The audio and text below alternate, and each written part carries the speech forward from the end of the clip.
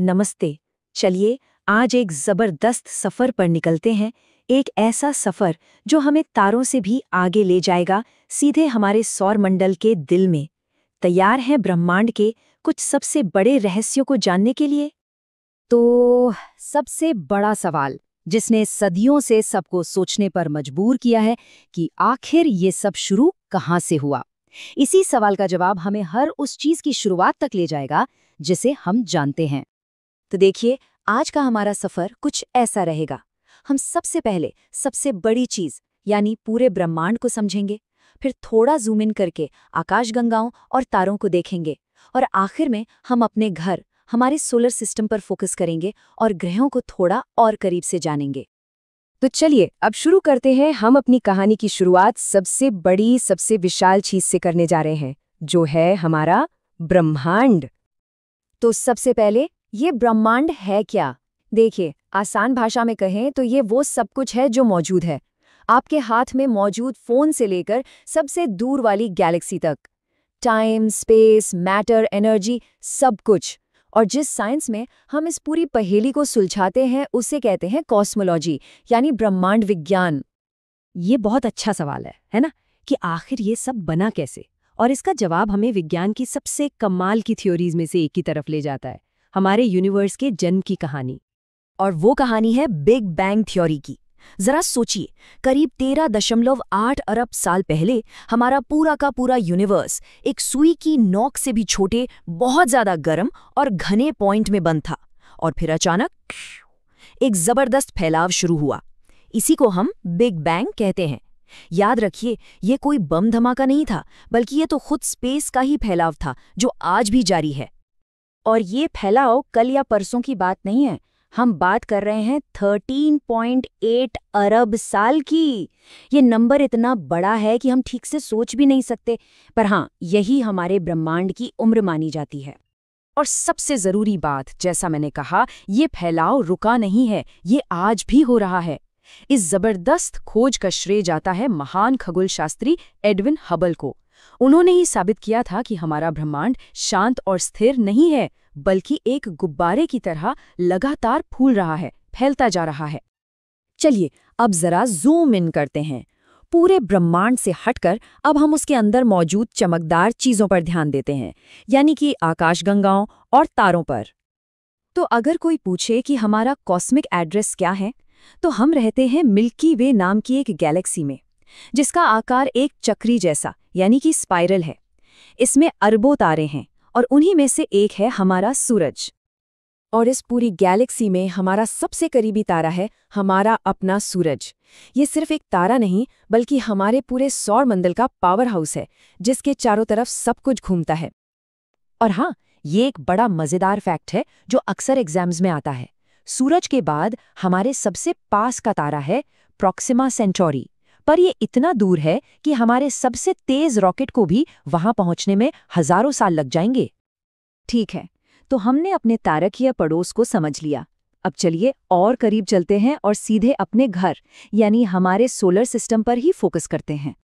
तो हमारा सौरमंडल क्या है? ये सूरज और वो हर चीज है जो उसकी ग्रेविटी से बंधी हुई है। इसमें हमारे 8 ग्रह हैं, उनके सैकड़ों चांद और अनेक गिनत छोटे बड़े पत्थर यानी एस्टेरॉइड्स और कॉमेट्स शामिल हैं। ये एक बहुत बड़ा और बिजी परिवार है। और ये स्लाइड देखिए, ये साफ साफ बताती है कि इस परिवार का बॉस कौन है। हमारे सोलर सिस्टम का 99.8% वजन अकेले सूरज में है। बाकी सब कुछ, मतलब सारे ग्रह, चांद, एस्टेरॉइड्स, सब मिलकर सिर्फ 0.2% है। अब समझ आया कि सब कुछ सूरज के चक्कर क्यों लगाता है? पर सूरज में इतनी एनर्जी आती कहां से है? इसका जवाब है न्यूक्लियर फ्यूजन। सूरज के कोर में जबरदस्त गर्मी और दबाव की वजह से हाइड्रोजन के एटम मिलकर हीलियम बनाते हैं। इस प्रोसेस में बहुत ज्यादा एनर्जी निकलती है और वही एनर्जी गर्मी और रोशनी बनकर हम तक पहुंचती है। अब बात करते हैं सौरमंडल के सबसे जाने पहचाने सदस्यों की, यानी ग्रहों की। इन्हें समझने के लिए साइंटिस्ट इन्हें 2 अलग-अलग ग्रुप्स या कह लीजिए परिवारों में बांटते हैं। चलिए देखते हैं। ये ऑर्डर याद रखना बहुत जरूरी है, खासकर स्टूडेंट्स के लिए। तो सूरज से शुरू करते हुए क्रम है बुध, शुक्र, पृथ्वी, मंगल, बृहस्पति, शनि, अरुण और वरुण। इसे याद रखने के लिए लोग अक्सर कोई मजेदार लाइन बना लेते हैं। और इस टेबल से इन दोनों परिवारों का अंतर बिल्कुल साफ हो जाता है। पहले 4 ग्रह जिन्हें हम आंतरिक या स्थलीय ग्रह कहते हैं, वो छोटे हैं, चट्टानी हैं और हमारी पृथ्वी की तरह ठोस हैं। और जो बाहर के 4 ग्रह हैं, जिन्हें जोवियन ग्रह कहते हैं, वो गैस के बहुत बड़े बड़े गोले हैं जिनकी कोई ठोस जमीन ही नहीं है। इन दोनों ग्रह परिवारों को जो चीज अलग करती है वो है एस्ट्रॉयड बेल्ट। ये मंगल और बृहस्पति के बीच लाखों चट्टानी टुकड़ों की एक बहुत बड़ी रिंग है। ऐसा माना जाता है कि ये सोलर सिस्टम के बनने के बाद बचा हुआ मलबा है। और अब इस सफर को खत्म करने से पहले चलिए कुछ ऐसे जरूरी फैक्ट्स पर नजर डालते हैं जो अक्सर एग्जाम्स में पूछे जाते हैं और आपकी तैयारी में बहुत काम आएंगे। ये 3 बातें जरूर याद रखिएगा। पहली, प्लूटो अब एक ग्रह नहीं है। उसे 2006 में बौना ग्रह या ड्वार्फ प्लैनेट का दर्जा दे दिया गया। दूसरी, हबल का नियम जो ये बताता है कि ब्रह्मांड फैल रहा है। और तीसरी, लाइट ईयर यानी प्रकाश वर्ष। ये टाइम नहीं बल्कि दूरी नापने की यूनिट है, बहुत लंबी दूरी। तो ये थी ब्रह्मांड और हमारे सौर मंडल की एक छोटी सी झलक। पर हमारा सफर अभी खत्म नहीं हुआ है। अगले विश्लेषण में हम और भी जूम इन करेंगे और हमारे चट्टानी पड़ोसियों बुध, शुक्र, पृथ्वी और मंगल के बारे में और गहराई से जानेंगे। उनकी खासियतें और उनके मजेदार उपनामों के बारे में बात करेंगे।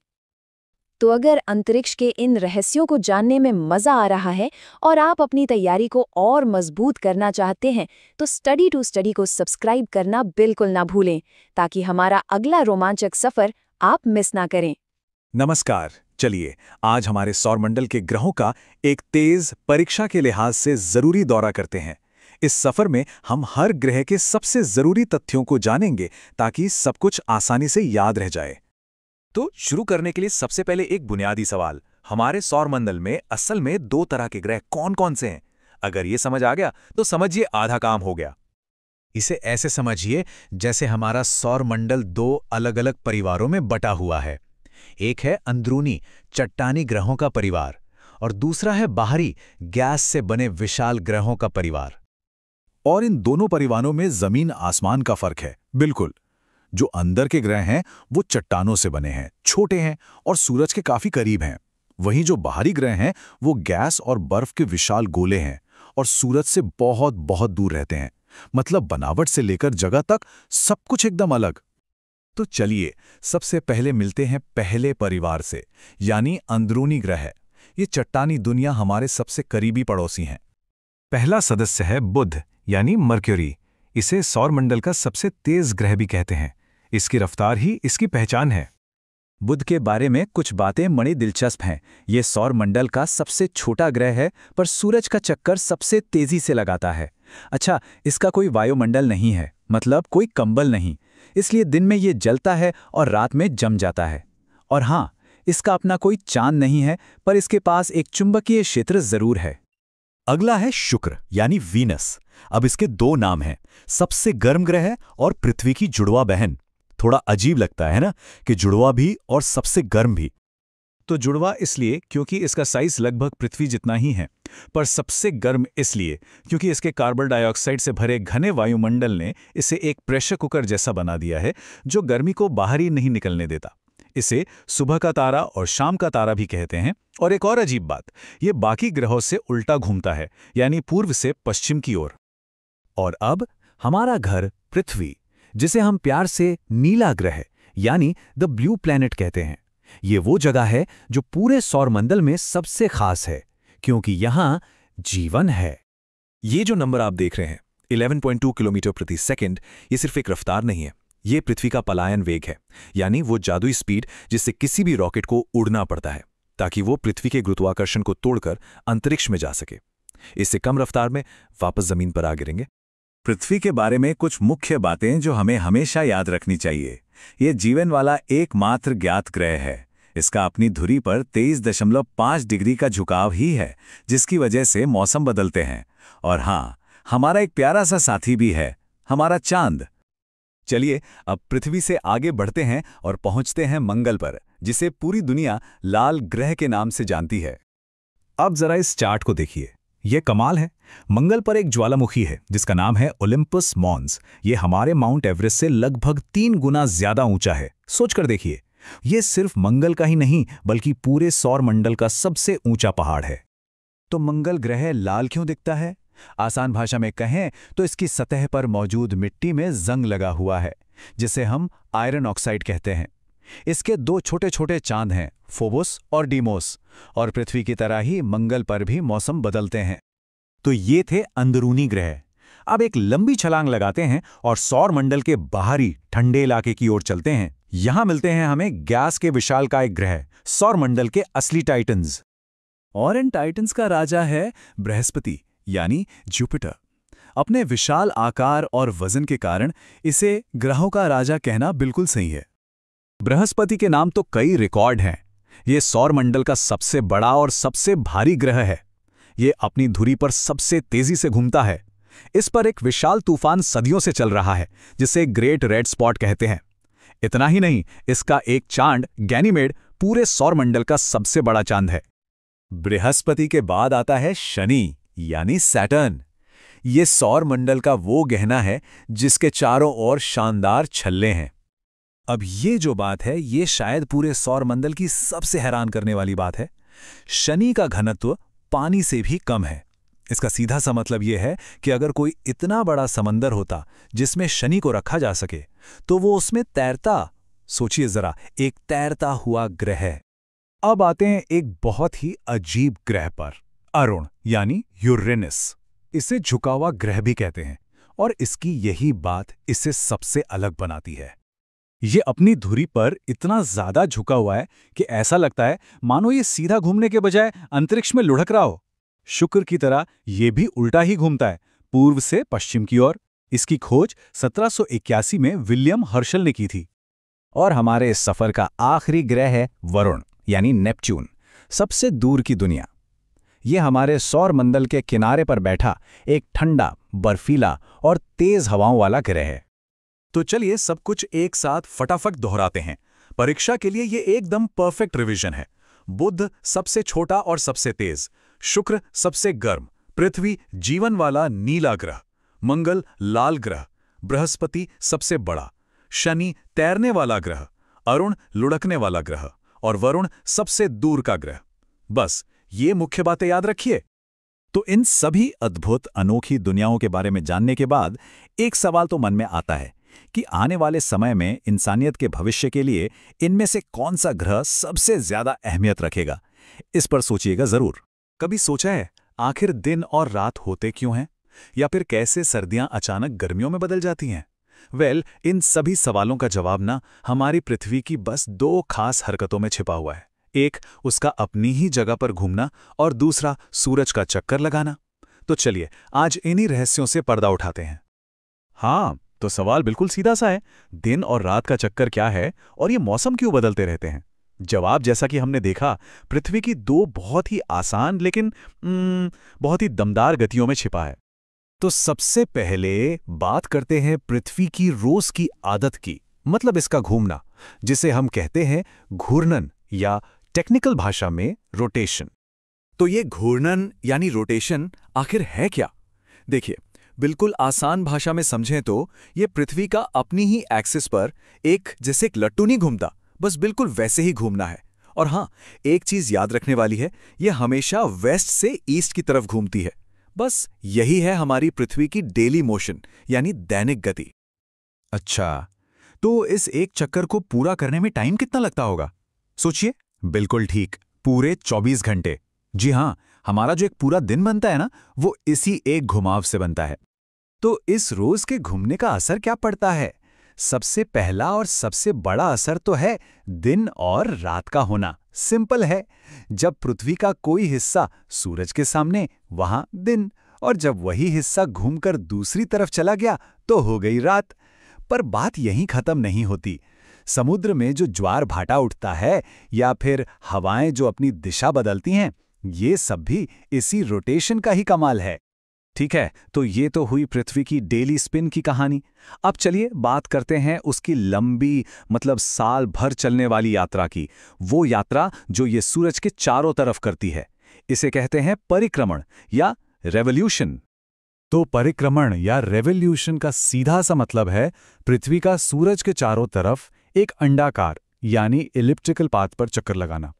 या एक बात पर ध्यान देना जरूरी है, ये रास्ता एकदम गोल नहीं है, बल्कि थोड़ा सा खिंचा हुआ है, एक अंडे की तरह। और विश्वास कीजिए, ये छोटी सी डिटेल मौसमों को समझने के लिए बहुत बहुत जरूरी है। अच्छा, इस पूरी यात्रा में वक्त कितना लगता है? इसमें लगते हैं 365 और चौथाई दिन। हाँ, 365 क्वार्टर डेज। और वो जो हर साल का चौथाई दिन बच जाता है ना, बस वही हर 4 साल में जुड़कर एक पूरा दिन बन जाता है। और तभी तो हमें मिलता है हमारा लीप ईयर और 29 फरवरी। लेकिन एक मिनट रुकिए, क्या मौसम सिर्फ इसलिए बदलते हैं क्योंकि पृथ्वी सूरज का चक्कर लगा रही है? इसका जवाब है बिल्कुल नहीं। असली हीरो तो कोई और ही है, और वो है पृथ्वी का अपनी धुरी पर 23.5 डिग्री का झुकाव यानी टिल्ट। जी हां, ये मामूली सा दिखने वाला झुकाव ही मौसमों के बदलने का सारा खेल रचता है। तो जब ये झुकी हुई पृथ्वी सूरज का चक्कर लगाती है तो एसेंशियली 2 चीजें होती हैं। पहला, मौसम बदलते हैं, गर्मी सर्दी सब इसी की वजह से है।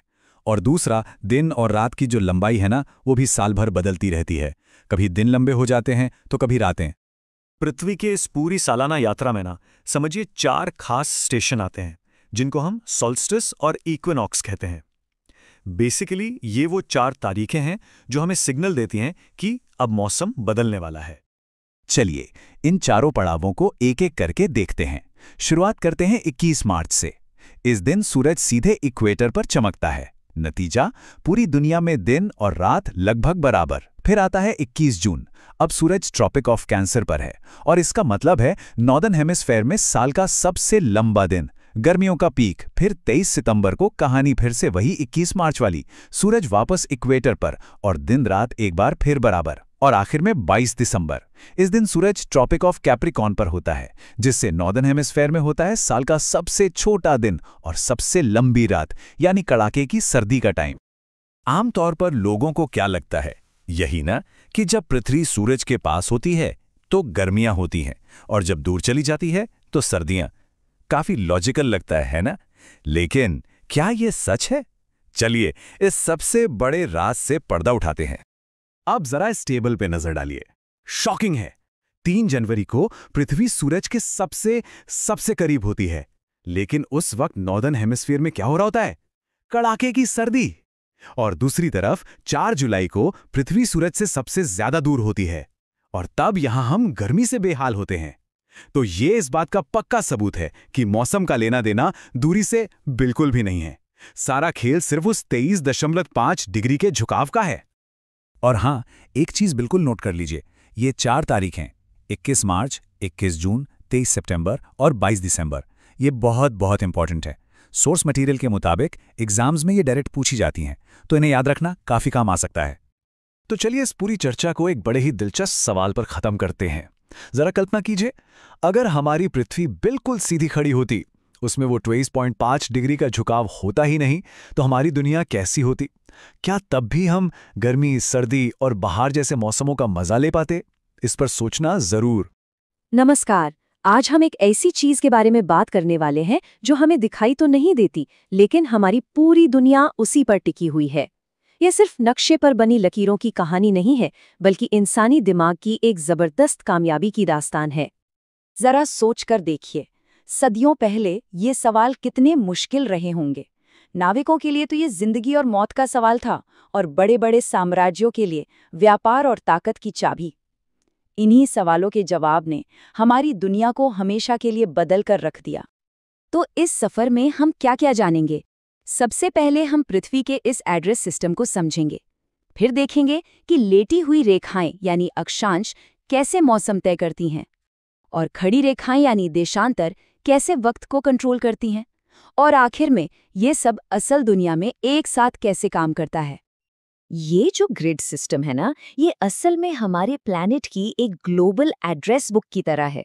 ये एक ऐसा शानदार इंसानी आविष्कार है जिसने पहली बार जमीन और समंदर के बेहिसाब फैलाव में एक ऑर्डर, एक व्यवस्था बनाई। तो जो शुरू में सवाल था, उसका जवाब यही है। पृथ्वी पर किसी भी जगह को पिन पॉइंट करने और पूरी दुनिया में समय को एक जैसा करने के लिए हमने इन काल्पनिक रेखाओं का एक जाल बुना। चलिए अब इस ग्रिड की पहली परत को समझते हैं, अक्षांश या लैटिट्यूड को। ये सिर्फ नक्शे पर बनी लकीरें नहीं हैं, बिल्कुल नहीं। ये हमारे मौसम, हमारी जलवायु और यहाँ तक कि हमारे जीने के तरीके को भी तय करती हैं। तो अक्षांश या पैरेलल्स वो लेटी हुई रेखाएं हैं जो पूर्व से पश्चिम की ओर जाती हैं। इन्हें समांतर रेखाएं या पैरेलल्स इसलिए कहते हैं क्योंकि ये एक दूसरे से हमेशा बराबर दूरी पर रहती हैं और कभी आपस में मिलती नहीं। और इसका सिस्टम बड़ा सीधा सा है। भूमध्य रेखा को 0 डिग्री मानकर इसके उत्तर में 90 और दक्षिण में 90 रेखाएं हैं, तो कुल मिलाकर हुई 181 अक्षांश रेखाएं। और खास बात यह है कि हर एक डिग्री के बीच की दूरी लगभग 111 किलोमीटर ही रहती है। अब इन 5 रेखाओं को देखिए, ये हमारे प्लैनेट के लिए बहुत जरूरी हैं। 0 डिग्री पर है भूमध्य रेखा, जो पृथ्वी को 2 बराबर हिस्सों में बांटती है। फिर 23.5 डिग्री उत्तर और दक्षिण में हैं कर्क और मकर रेखाएं, और 66.5 डिग्री पर हैं आर्कटिक और अंटार्कटिक सर्कल। ये सिर्फ डिग्री नहीं है, ये हमारे जलवायु जोन्स की बाउंड्री हैं। कर्क और मकर रेखा के बीच का ये जो इलाका है, इसे कहते हैं उष्णकटिबंध या टॉरिड जोन। यहाँ साल भर सूरज की किरणें लगभग सीधी पड़ती हैं और नतीजा ये पृथ्वी का सबसे गर्म इलाका है। इन गर्म इलाकों के ठीक ऊपर और नीचे आते हैं शीतोष्ण कटिबंध या टेम्परेट जोन्स। यहाँ का तापमान बड़ा मॉडरेट रहता है, ना बहुत ज़्यादा गर्मी ना बहुत ज़्यादा सर्दी। शायद इसीलिए दुनिया की ज़्यादातर आबादी इन्हीं इलाकों में रहती है। और आखिर में आर्कटिक और अंटार्कटिक सर्कल से लेकर ध्रुवों तक फैले हैं शीत कटिबंध यानी फ्रिजिड जोन्स। जैसा कि नाम से ही जाहिर है, ये पृथ्वी के सबसे ठंडे बर्फीले इलाके हैं। तो देखा कैसे लैटिट्यूड और क्लाइमेट का सीधा कनेक्शन है। अब आते हैं ग्रिड के दूसरे हिस्से पर, यानी खड़ी रेखाओं पर। देशांतर या लॉन्गिट्यूड ये सिर्फ जगह ही नहीं बताती, बल्कि ये समय के सबसे बड़े राज को भी सुलझाती हैं। इन दोनों में फर्क क्या है? जहां अक्षांश पूर्व पश्चिम में एक दूसरे के पैरेलल दौड़ती हैं, वहीं देशांतर उत्तर से दक्षिण की ओर जाकर ध्रुवों पर मिल जाती हैं। और जहां अक्षांश 181 है, वहीं देशांतर पूरे 360 है, ठीक एक सर्कल की डिग्रीज की तरह। तो देशांतर या मेरिडियंस वो रेखाएं हैं जो एक ध्रुव से शुरू होकर दूसरे ध्रुव पर खत्म होती हैं। ये पैरेलल नहीं होती और इनके बीच की सबसे ज्यादा दूरी भूमध्य रेखा पर होती है। और ये है दुनिया की टाइमलाइन, प्रधान यामोत्तर या प्राइम मेरिडियन। इससे 0 डिग्री देशांतर माना गया है। ये लंदन के ग्रीनविच से गुजरती है और यहीं से पूरी दुनिया के टाइम जोन्स की गिनती शुरू होती है। तो समय का राज क्या है? वो इस एक छोटे से नंबर में छिपा है, 4 मिनट, सिर्फ 4 मिनट। ये वो वक्त है जो हमारी पृथ्वी को 1 डिग्री देशांतर घूमने में लगता है, और यही छोटा सा नंबर पूरी दुनिया की घड़ियों को एक साथ चलाता है। तो हमने थ्योरी तो समझ ली, पर ये सब असल दुनिया में काम कैसे करता है? क्योंकि ये सिर्फ किताबी बातें नहीं हैं, ये हमारी रोजमर्रा की जिंदगी का एक बहुत अहम हिस्सा है। देखिए, गणित बहुत सिंपल है। पृथ्वी 24 घंटे में 360 डिग्री घूमती है। इसका मतलब हुआ 1 घंटे में 15 डिग्री। और इसी आधार पर हमने पूरी पृथ्वी को 24 अलग अलग टाइम जोन्स में बांट दिया है, जिनमें से हर जोन करीब 15 डिग्री चौड़ा है। चलिए इसे भारत के उदाहरण से समझते हैं।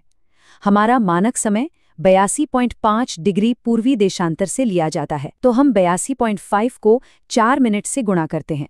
जवाब आता है 330 मिनट, और 330 मिनट का मतलब है 5 घंटे और 30 मिनट। इसीलिए भारत का समय हमेशा जीएमटी से 5.5 घंटे आगे होता है। अब 180 डिग्री देशांतर पर है अंतर्राष्ट्रीय तिथि रेखा। ये वो अनोखी लाइन है जहां तारीख बदल जाती है। और ये सीधी क्यों नहीं है? ताकि ये किसी देश या द्वीप को 2 अलग अलग दिनों में ना बांट दे। सोचिए कितनी कंफ्यूजन हो जाती। तो ये सब इतना मायने क्यों रखता है? ये सिर्फ भूगोल का एक दिलचस्प चैप्टर नहीं है। ये अदृश्य ग्रिड हमारी मॉडर्न सोसाइटी की नींव है, उसका फाउंडेशन है। फोन का जीपीएस, इंटरनेशनल फ्लाइट्स, समंदर के नीचे बिछे इंटरनेट केबल्स और मौसम के सटीक पूर्वानुमान, इनमें से कोई भी चीज अक्षांश और देशांतर के इस सटीक सिस्टम के बिना मुमकिन नहीं होती। ये सोचना कितना कमाल का है कि समंदर में रास्ता खोजने की एक मामूली सी जरूरत ने एक ऐसे सिस्टम को जन्म दिया जो आज हमारे पूरे ग्रह को, हमारे समय को और हमारी जिंदगी को ऑर्गेनाइज करता है। तो अगली बार जब कोई दुनिया का नक्शा देखे या फोन में जीपीएस का इस्तेमाल करे तो उस अदृश्य ग्रिड को जरूर याद करना जिसने ये सब मुमकिन बनाया। ये एक इंसानी आविष्कार था जिसने हमारी दुनिया को एक परिभाषा दी, और ये हमें सोचने पर मजबूर करता है कि इस ब्रह्मांड को समझने के लिए हमारी अगली महान व्यवस्था क्या होगी। तो आज हम एक बहुत ही जबरदस्त सफर पे निकलने वाले हैं। कोई ऐसा वैसा सफर नहीं, बल्कि एक ऐसा सफर जो हमें हमारी पृथ्वी के अंदर, एकदम उसके दिल तक ले जाएगा। तो चलिए देखते हैं कि हमारी धरती अंदर से कैसी दिखती है, परत दर परत। तो सबसे पहला सवाल मन में क्या आता है, यही ना, कि अगर हम किसी तरह, मान लीजिए, धरती के आर पार एक सुरंग खोद पाएं, तो उसके एकदम सेंटर में, उसके दिल में क्या मिलेगा? बस यही सवाल है जो हमारी आज की इस पूरी पड़ताल की बुनियाद है। अब देखिए, सच तो ये है कि इतना गहरा गड्ढा खोदना प्रैक्टिकली इम्पॉसिबल है। जैसे जैसे हम नीचे जाते ना, गर्मी और दबाव इतना ज्यादा बढ़ जाता है कि हम सोच भी नहीं सकते। तो फिर सवाल उठता है कि हमें ये सब पता कैसे चला? जवाब है भूकंप से। जी हाँ, जब भूकंप आता है तो उससे कुछ तरंगे, मतलब वेव्स निकलती हैं, जिन्हें पी और एस वेव्स कहते हैं। आप इसे ऐसे समझिए जैसे ये धरती का एक अल्ट्रासाउंड है। ये वेव्स धरती के आर पार जाती हैं और हमें अंदर की पूरी कहानी बता देती हैं। तो चलिए अपना ये सफर शुरू करते हैं सबसे ऊपर वाली परत से, वो परत जिस पर हम सब रहते हैं, चलते फिरते हैं। इसे कहते हैं भूपरपटी, या आसान भाषा में क्रस्ट। अच्छा, अब ये जो क्रस्ट है ना, ये हर जगह एक जैसी नहीं है। इसके दो मेन टाइप्स हैं। एक तो है महाद्वीपीय क्रस्ट, मतलब जो जमीन के नीचे है।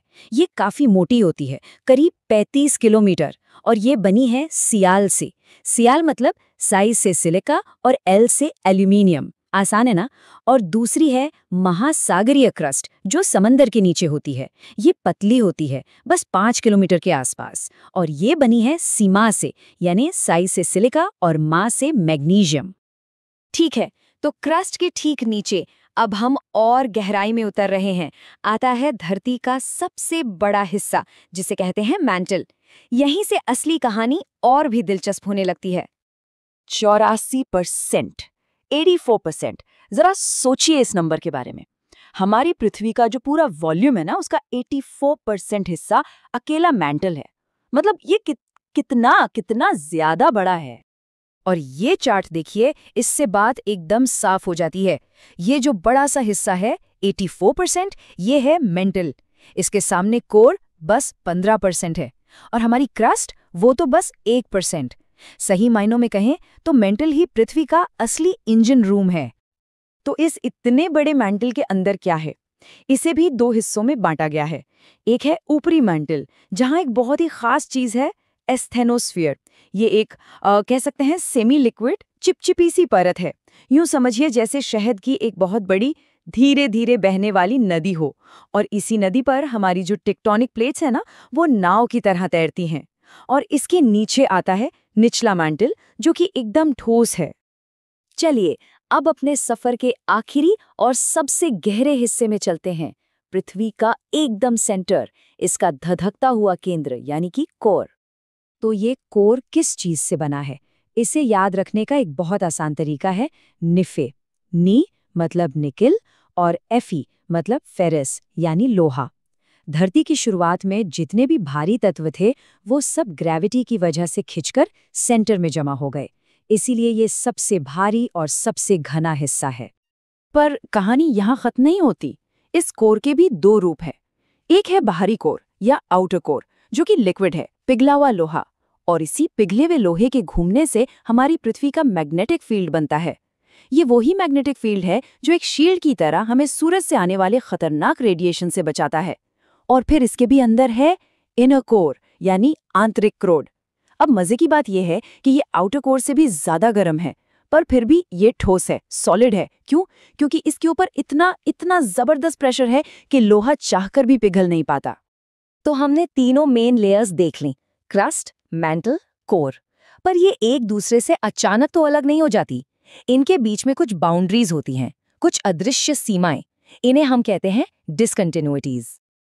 ये टेबल देखिए, इसमें सारी डिसकंटिन्यूइटीज के नाम हैं। अब आपको ये सारे नाम रटने की जरूरत नहीं है, लेकिन इनमें से दो बहुत जरूरी है। पहली है मोहो डिसकंटिन्यूइटी, जो क्रस्ट और मैंटल के बीच की बाउंड्री है, और दूसरी है गुटेनबर्ग डिसकंटिन्यूइटी, जो मैंटल और कोर को अलग करती है। ये वो पॉइंट्स हैं जहां धरती के अंदर का मटेरियल एकदम से बदल जाता है। यहाँ एक और टर्म समझना जरूरी है, लिथोस्फीयर। ये क्या चीज़ है? बहुत सिंपल है। अपनी जो क्रस्ट है और ऊपरी मैंटल का जो सबसे ऊपर का ठोस हिस्सा है, इन दोनों को मिलाकर जो परत बनती है उसे लिथोस्फीयर कहते हैं। और यही लिथोस्फीयर है जो टेक्टोनिक प्लेट्स में टूटा हुआ है, वही प्लेट्स जो एस्थमोस्फीयर पर तैर रही हैं। तो इस पूरे सफर का निचोड़ क्या है? एक सीधा सा नियम है। जैसे जैसे हम धरती में नीचे और नीचे जाते जाएंगे, 3 चीजें हमेशा बढ़ेंगी: तापमान, दबाव और घनत्व यानी डेंसिटी। ये तीनों चीजें गहराई के साथ बढ़ती ही जाती हैं। और ये स्लाइड इसी डेंसिटी के ऑर्डर को दिखाती है। देखिए, सबसे ऊपर सबसे हल्की है हमारी क्रस्ट, जिसमें सियाल है। उससे भारी है मैंटल, जिसमें सीमा है। और सबसे नीचे सबसे भारी है हमारा कोर, जो निफे से बना है। हल्का सामान ऊपर, भारी सामान नीचे, सिंपल। तो इन तीनों को याद रखने के लिए ये एक लाइन काफी है। हमारी पृथ्वी सिर्फ मिट्टी नहीं, बल्कि सियाल, सीमा और निफे की परतों से बनी है। ये केमिकल बनावट के हिसाब से एक परफेक्ट समरी है। तो ठीक है, हमारा ये सफर अब खत्म होने वाला है। तो फटाफट से देख लेते हैं कि इस पूरी बातचीत के मेन पॉइंट्स क्या हैं जो हमें याद रखने हैं। सबसे पहली बात, धरती के 3 मेन लेयर्स हैं, क्रस्ट, मैंटल और कोर। दूसरी बात, इनकी बनावट को याद रखने के लिए 3 जादुई शब्द हैं, सियाल, सीमा और निफे। तीसरी बात, इनके बीच की जो अहम बाउंड्रीज हैं वो है मोहो और गुटेनबर्ग। और चौथी और आखिरी बात, हमारी धरती का जो मैग्नेटिक फील्ड है वो पिघले हुए आउटर कोर की वजह से बनता है। पर एक मिनट, ये सियाल, सीमा, निफे, ये सब असल में हैं क्या? ये सब मिलकर बनाते हैं चट्टानें, रॉक्स।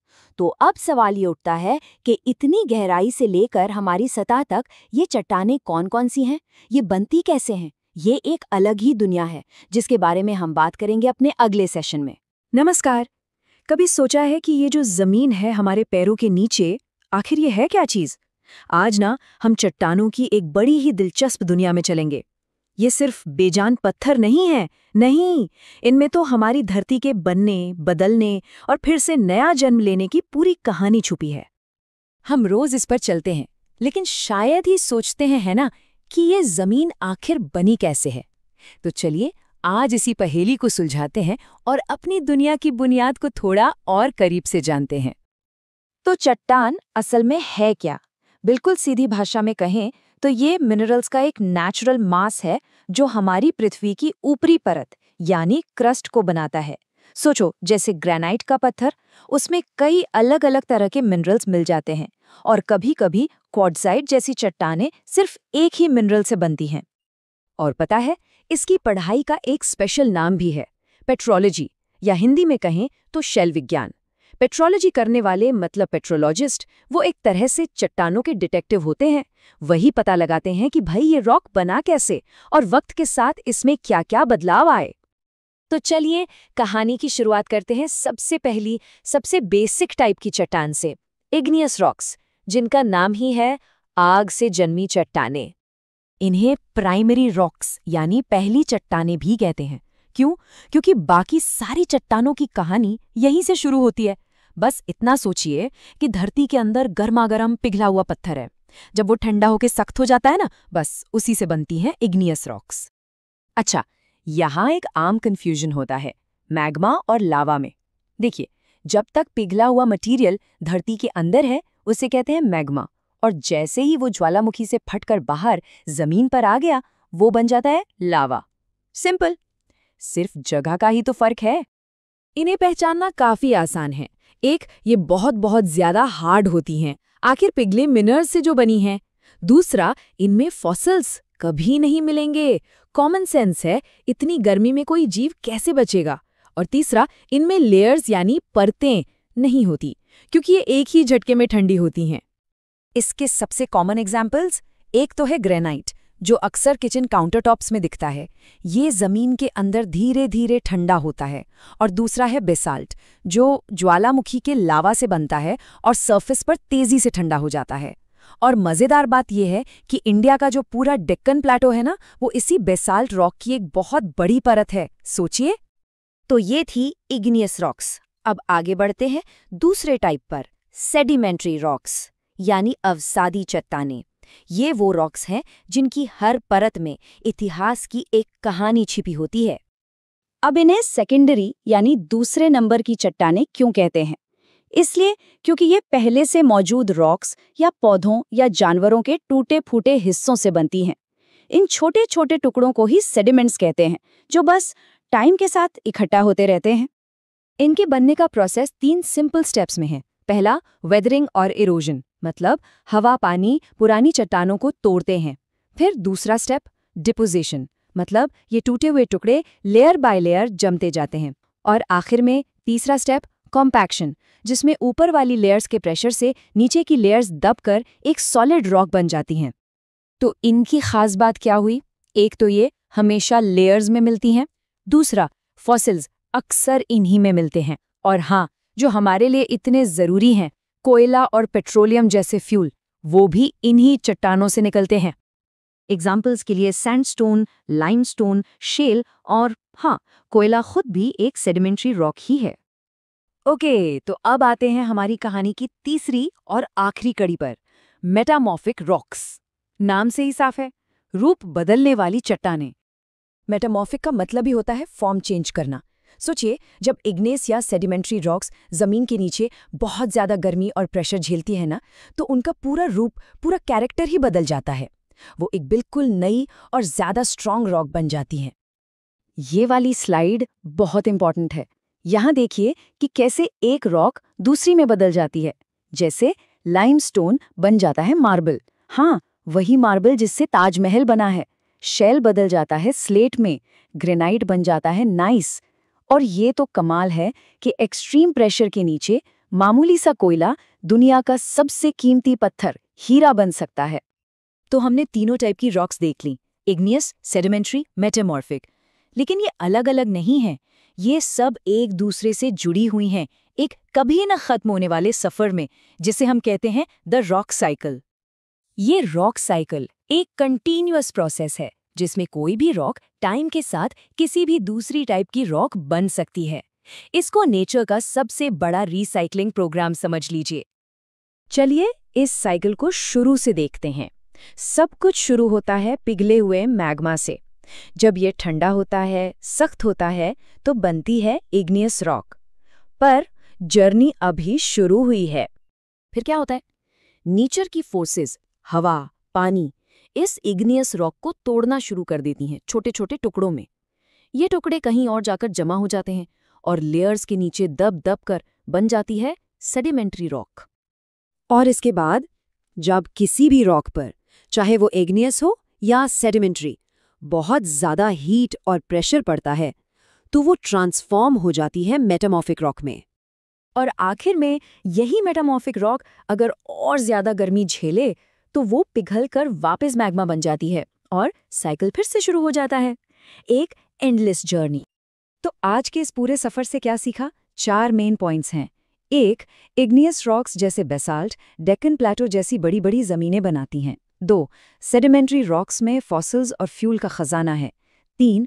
मेटामॉर्फिक प्रोसेस से लाइमस्टोन जैसी रॉक मार्बल बन जाती है।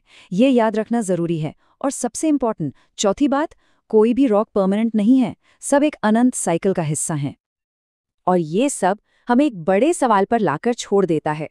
अगर हमारे पैरों के नीचे की जमीन ही लगातार बदल रही है, तो क्या इस धरती पर सच में कुछ भी स्थायी है? चलिए उन जबरदस्त ताकतों के बारे में जानते हैं जो हमारी पृथ्वी को, हमारे ग्रह को अंदर से शेप देती हैं। हम ज्वालामुखी के धधकते लावा और जमीन को हिला देने वाले भूकंपों के पीछे के साइंस को समझने वाले हैं। तो सवाल ये उठता है कि आखिर हमारी धरती कांपती क्यों है और ये आग क्यों उगलती है? देखिए, इसका जवाब ना पृथ्वी की सतह के ठीक नीचे छिपे एक बहुत बड़े, एक डायनामिक इंजन में है। तो चलिए इस पहेली को मिलकर सुलझाते हैं। और इसका पूरा का पूरा क्रेडिट जाता है एक कमाल की थ्योरी को, प्लेट टेक्टोनिक्स। सच मानिए, यही वो आइडिया है जो पृथ्वी पर होने वाली लगभग हर बड़ी जियोलॉजिकल घटना की चाबी है। जरा सोचकर देखिए कि पृथ्वी की जो सतह है वो कोई एक सॉलिड गेंद नहीं है, बल्कि एक बहुत बड़ी पहेली, एक जिक्सॉ पजल के बड़े बड़े टुकड़ों से बनी है। और इन्हीं टुकड़ों को हम कहते हैं टेक्टोनिक प्लेट्स। ये प्लेट्स नीचे की गर्म सेमी मोल्टन परत पर तैर रही हैं। इसी परत को एस्थीनोस्फीयर या दुर्बलता मंडल कहा जाता है। और असली एक्शन, सारी हलचल ठीक वहीं होती है जहां ये पजल के टुकड़े आपस में मिलते हैं। इनकी चाल बहुत धीमी है, पर लगातार चलती रहती है। और जब ये एक दूसरे से टकराते हैं या दूर जाते हैं या फिर एक दूसरे के बगल से खिसकते हैं, तो सतह पर जबरदस्त एनर्जी पैदा होती है। दुनिया के ज्यादातर ज्वालामुखी और भूकंप जानते हैं कहाँ होते हैं? इन्हीं प्लेट बाउंड्रीज पर। और ये 3 तरह की होती हैं। हर बाउंड्री पर प्लेट्स की हरकत अलग होती है और इसीलिए उनके नतीजे भी बिल्कुल अलग होते हैं। देखिए, जब प्लेट्स एक दूसरे से दूर जाती हैं, जैसा मिड अटलांटिक रिज पर होता है, तो नीचे से लावा ऊपर आता है और नई जमीन बन जाती है। और जब ये टकराती हैं, जैसे कि हमारे हिमालय में, तो सोचिए क्या होता है, विशाल पर्वत खड़े हो जाते हैं। और फिर जब ये सैन एंड्रियास फॉल्ट की तरह एक दूसरे के बगल से रगड़ खाकर निकलती हैं, तो जबरदस्त टेंशन पैदा होता है जो भूकंप को जन्म देता है। तो चलिए अब प्लेट्स के इस इंटरैक्शन के पहले बड़े नतीजे पर चलते हैं, ज्वालामुखी। ये धरती के अंदर की गर्मी और प्रेशर का सबसे साफ, सबसे जबरदस्त नज़ारा है। तो ज्वालामुखी को समझने का सबसे अच्छा तरीका क्या है? इसे एक प्रेशर कुकर के सेफ्टी वाल्व की तरह समझिए। जब जमीन के नीचे दबाव मतलब प्रेशर बहुत ज्यादा बढ़ जाता है, तो ये सतह को फाड़कर बाहर निकल आता है, एकदम वैसे ही। और ये है वो जगह, रिंग ऑफ फायर या अग्निवलय। क्या आप जानते हैं, दुनिया के करीब 75% ज्वालामुखी इसी 40,000 किलोमीटर लंबे बेल्ट में है। ये पूरा इलाका पैसिफिक प्लेट की बाउंड्री पर है, जो इसे टेक्टोनिक एक्टिविटी का एक धधकता हुआ हॉटस्पॉट बना देता है। अच्छा, तो क्या सारे ज्वालामुखी एक जैसे होते हैं? जी नहीं, बिल्कुल नहीं। जियोलॉजिस्ट उन्हें उनकी एक्टिविटी के हिसाब से 3 हिस्सों में बांटते हैं। एक्टिव यानी सक्रिय, जो कभी भी फट सकते हैं। डोमेंट यानी सुषुप्त, जो अभी तो सो रहे हैं पर कभी भी जाग सकते हैं। और एक्सटिंक्ट यानी शांत, जो शायद अब हमेशा के लिए खामोश हो चुके हैं। और यहाँ 2 बहुत ही जबरदस्त एग्जाम्पल्स हैं। एक है स्ट्रोम्बोली, जिसे भूमध्य सागर का प्रकाश स्तंभ भी कहते हैं। जानते हैं क्यों? क्योंकि ये रात में लगातार छोटे छोटे धमाकों से चमकता रहता है। और दूसरी तरफ है कोटोपाक्सी, जो दुनिया के सबसे ऊंचे एक्टिव ज्वालामुखियों में से एक है। ये दोनों ही कुदरत की ताकत के शानदार नमूने हैं। चलिए अब प्लेट्स की मूवमेंट के दूसरे बड़े नतीजे पर नजर डालते हैं, जमीन का अचानक से कांपना, जिसे हम भूकंप या अर्थक्वेक कहते हैं। ये होता तब है जब चट्टानों पर टेंशन उनकी बर्दाश्त से ज्यादा हो जाता है और तब वो टूट जाती है। इससे जो जबरदस्त एनर्जी निकलती है, वो तरंगों मतलब वेव्स की शक्ल में चारों तरफ फैलती है और इसी वजह से हमें जमीन हिलती हुई महसूस होती है। किसी भी भूकंप का असर समझने के लिए ये जानना बहुत जरूरी है कि आखिर उसकी शुरुआत हुई कहाँ से। तो फोकस जमीन के अंदर की वो जगह है, वो पॉइंट है जहां चट्टानें सबसे पहले टूटती हैं। और हम सब खबरों में जिस जगह का नाम सुनते हैं, वो है अधिकेंद्र यानी एपिसेंटर। ये जमीन की सतह पर ठीक फोकस के ऊपर वाला पॉइंट होता है। यहीं पर कंपन सबसे पहले महसूस होता है और अक्सर सबसे ज्यादा तबाही भी यहीं होती है। तो ये जो भूकंप की एनर्जी है, ये 2 मेन तरह की तरंगों में सफर करती है। पहली है पी वेव्स यानी प्राइमरी तरंगे। ये सबसे तेज होती हैं और एक धक्का मुक्की की तरह आगे बढ़ती हैं। इनके ठीक पीछे आती है एस वेव्स यानी सेकेंडरी तरंगे, जो किसी सांप की तरह चलती हैं। मजे की बात यह है कि इन्हीं तरंगों को स्टडी करके साइंटिस्ट पृथ्वी के अंदर का पूरा स्ट्रक्चर पता लगा पाते हैं। लेकिन असली तबाही मचाने वाली तरंगें हैं एल वेव्स। जब पी और एस वेव्स सतह पर पहुंचती हैं, तो ये एल वेव्स बनती हैं। ये सतही तरंगें जमीन को समंदर की लहरों की तरह ऊपर, नीचे और दाएं बाएं हिलाती हैं। और यही वो तरंगें हैं जो बिल्डिंग्स गिराती हैं और सबसे ज्यादा नुकसान करती हैं। तो सवाल ये है कि साइंटिस्ट्स इन जबरदस्त घटनाओं को मापते कैसे हैं, इन्हें रिकॉर्ड कैसे किया जाता है? इसके लिए दो मेन चीज़ों का इस्तेमाल होता है। पहला है सिस्मोग्राफ। ये एक बहुत ही सेंसिटिव इंस्ट्रूमेंट है जो ज़मीन की हल्की से हल्की हरकत को भी रिकॉर्ड कर लेता है। और दूसरा है रिक्टर स्केल, जो उस कंपन की तीव्रता, उसकी ताकत को मापता है। और हाँ, ये याद रखना बहुत ज़रूरी है कि रिक्टर स्केल लॉगरिथमिक होता है। मतलब ये कि 6 तीव्रता का भूकंप 5 तीव्रता वाले भूकंप से 10 गुना ज़्यादा ताकतवर होता है। बहुत बड़ा फर्क है। तो इन सब बातों का निचोड़ क्या है? वो ये है कि प्लेट टेक्टोनिक्स, ये एक थ्योरी ही ज्यादातर ज्वालामुखियों और भूकंपों की असली वजह है। पृथ्वी की सतह के नीचे हो रही ये लगातार हरकत ही उन सभी ताकतों को पैदा करती है जिन्हें हम सब सतह पर महसूस करते हैं। तो सोचने वाली बात ये है कि प्लेटों का ये लगातार टकराना, खिंचना और खिसकना क्या सिर्फ तबाही लाता है? नहीं, यही वो क्रिएटिव फोर्स भी है जो हमारे ग्रह को लगातार एक नया आकार देती है, बड़े बड़े पहाड़ खड़े करती है और हमारे महाद्वीपों को बनाती है। ये एक ऐसी ताकत है जो जितनी विनाशकारी है उतनी ही जीवन देने वाली भी। कभी सोचा है कि जिस जमीन पर हम रोज चलते हैं वो हमेशा से ऐसी सपाट या ऊबड़-खाबड़ नहीं थी? असल में हमारे पहाड़ों, पठारों और मैदानों के बनने के पीछे पृथ्वी की जबरदस्त ताकतों की एक बहुत ही दिलचस्प कहानी है। तो चलिए आज इसी कहानी के पन्ने पलटते हैं। सवाल तो यही है ना, कि आखिर हिमालय जैसे ऊंचे ऊंचे पहाड़ और गंगा जैसे मीलों तक फैले मैदान ये बने तो बने कैसे? आज हम इसी गुत्थी को सुलझाने की कोशिश करेंगे, समझेंगे उन जबरदस्त जियोलॉजिकल फोर्सेस को जो हमारी दुनिया को ये शक्ल देती हैं। तो चलिए अपनी इस जियोलॉजिकल यात्रा की शुरुआत करते हैं दुनिया की सबसे ऊंची जगहों से, यानी कि पहाड़ों से। ये सिर्फ पत्थर और मिट्टी के ढेर नहीं हैं, बल्कि ये पृथ्वी की जबरदस्त ताकतों की जीती जागती कहानी सुनाते हैं। अच्छा, हर ऊंची जगह को पहाड़ नहीं कह सकते। इसकी एक खास पहचान होती है। इसका बेस यानी आधार चौड़ा होगा, चोटी नुकीली होगी और सबसे जरूरी बात, ये अपने आसपास की जमीन से कम 600 मीटर ऊंचा होना चाहिए। यही चीज इसे एक पहाड़ी से अलग करती है। देखिए, पहाड़ बनाने का कोई एक तरीका नहीं है, बल्कि 4 अलग-अलग तरीके हैं। सबसे पहले आते हैं फोल्ड माउंटेन्स, यानी वलित पर्वत, जैसे कि अपना हिमालय। ये तब बनते हैं जब 2 बड़ी जमीनी प्लेटें आपस में टकराती हैं और जमीन किसी कागज की तरह मुड़कर ऊपर उठ जाती है। और कमाल की बात यह है कि हिमालय आज भी ऊंचा हो रहा है। फिर आते हैं ब्लॉक माउंटेन्स। इसमें जमीन का एक हिस्सा टूटकर या तो ऊपर उठ जाता है या नीचे धंस जाता है। तीसरे हैं ज्वालामुखी पर्वत। इनका तो नाम से ही पता चलता है, ये लावा, राख और मलबे के जमने से बनते हैं। और आखिर में है अवशिष्ट पर्वत, जैसे अरावली। सोचिए, ये करोड़ों साल पुराने पहाड़ों के बचे खुचे हिस्से हैं जो वक्त के साथ घिस गए।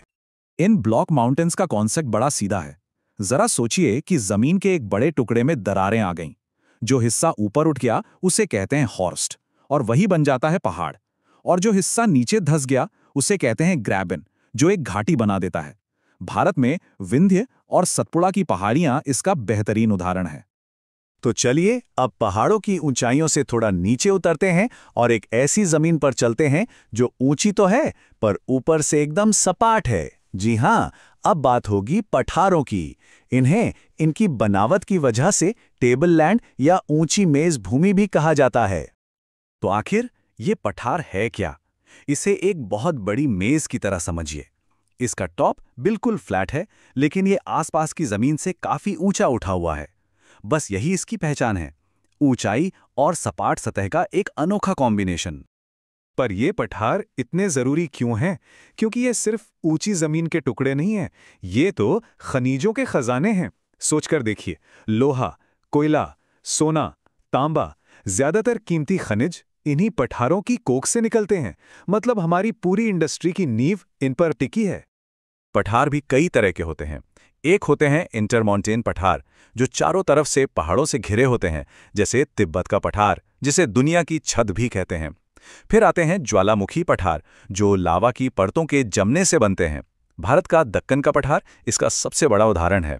और तीसरे हैं पीरेमोंट पठार, जो पहाड़ों के ठीक नीचे उनके पैरों में बसे होते हैं। और अब हम अपनी यात्रा के आखिरी पड़ाव पर आ गए हैं, मैदान। ये देखने में भले ही साधारण लगें, पर ये सिर्फ समतल जमीन नहीं है। ये वो जगह हैं जहां दुनिया की सबसे बड़ी बड़ी सभ्यताएं पनपीं, घर बने और खेत लहलहाएं। मैदानों को पहचानना सबसे आसान है।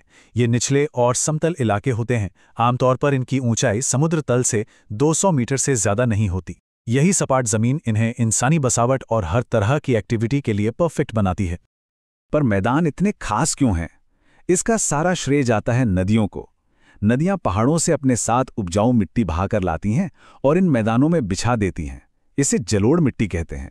ये मिट्टी खेती के लिए किसी सोने से कम नहीं, और यही वजह है कि दुनिया की ज्यादातर आबादी इन्हीं मैदानों में रहती है। दुनिया के कुछ बड़े मैदानों पर नजर डालें।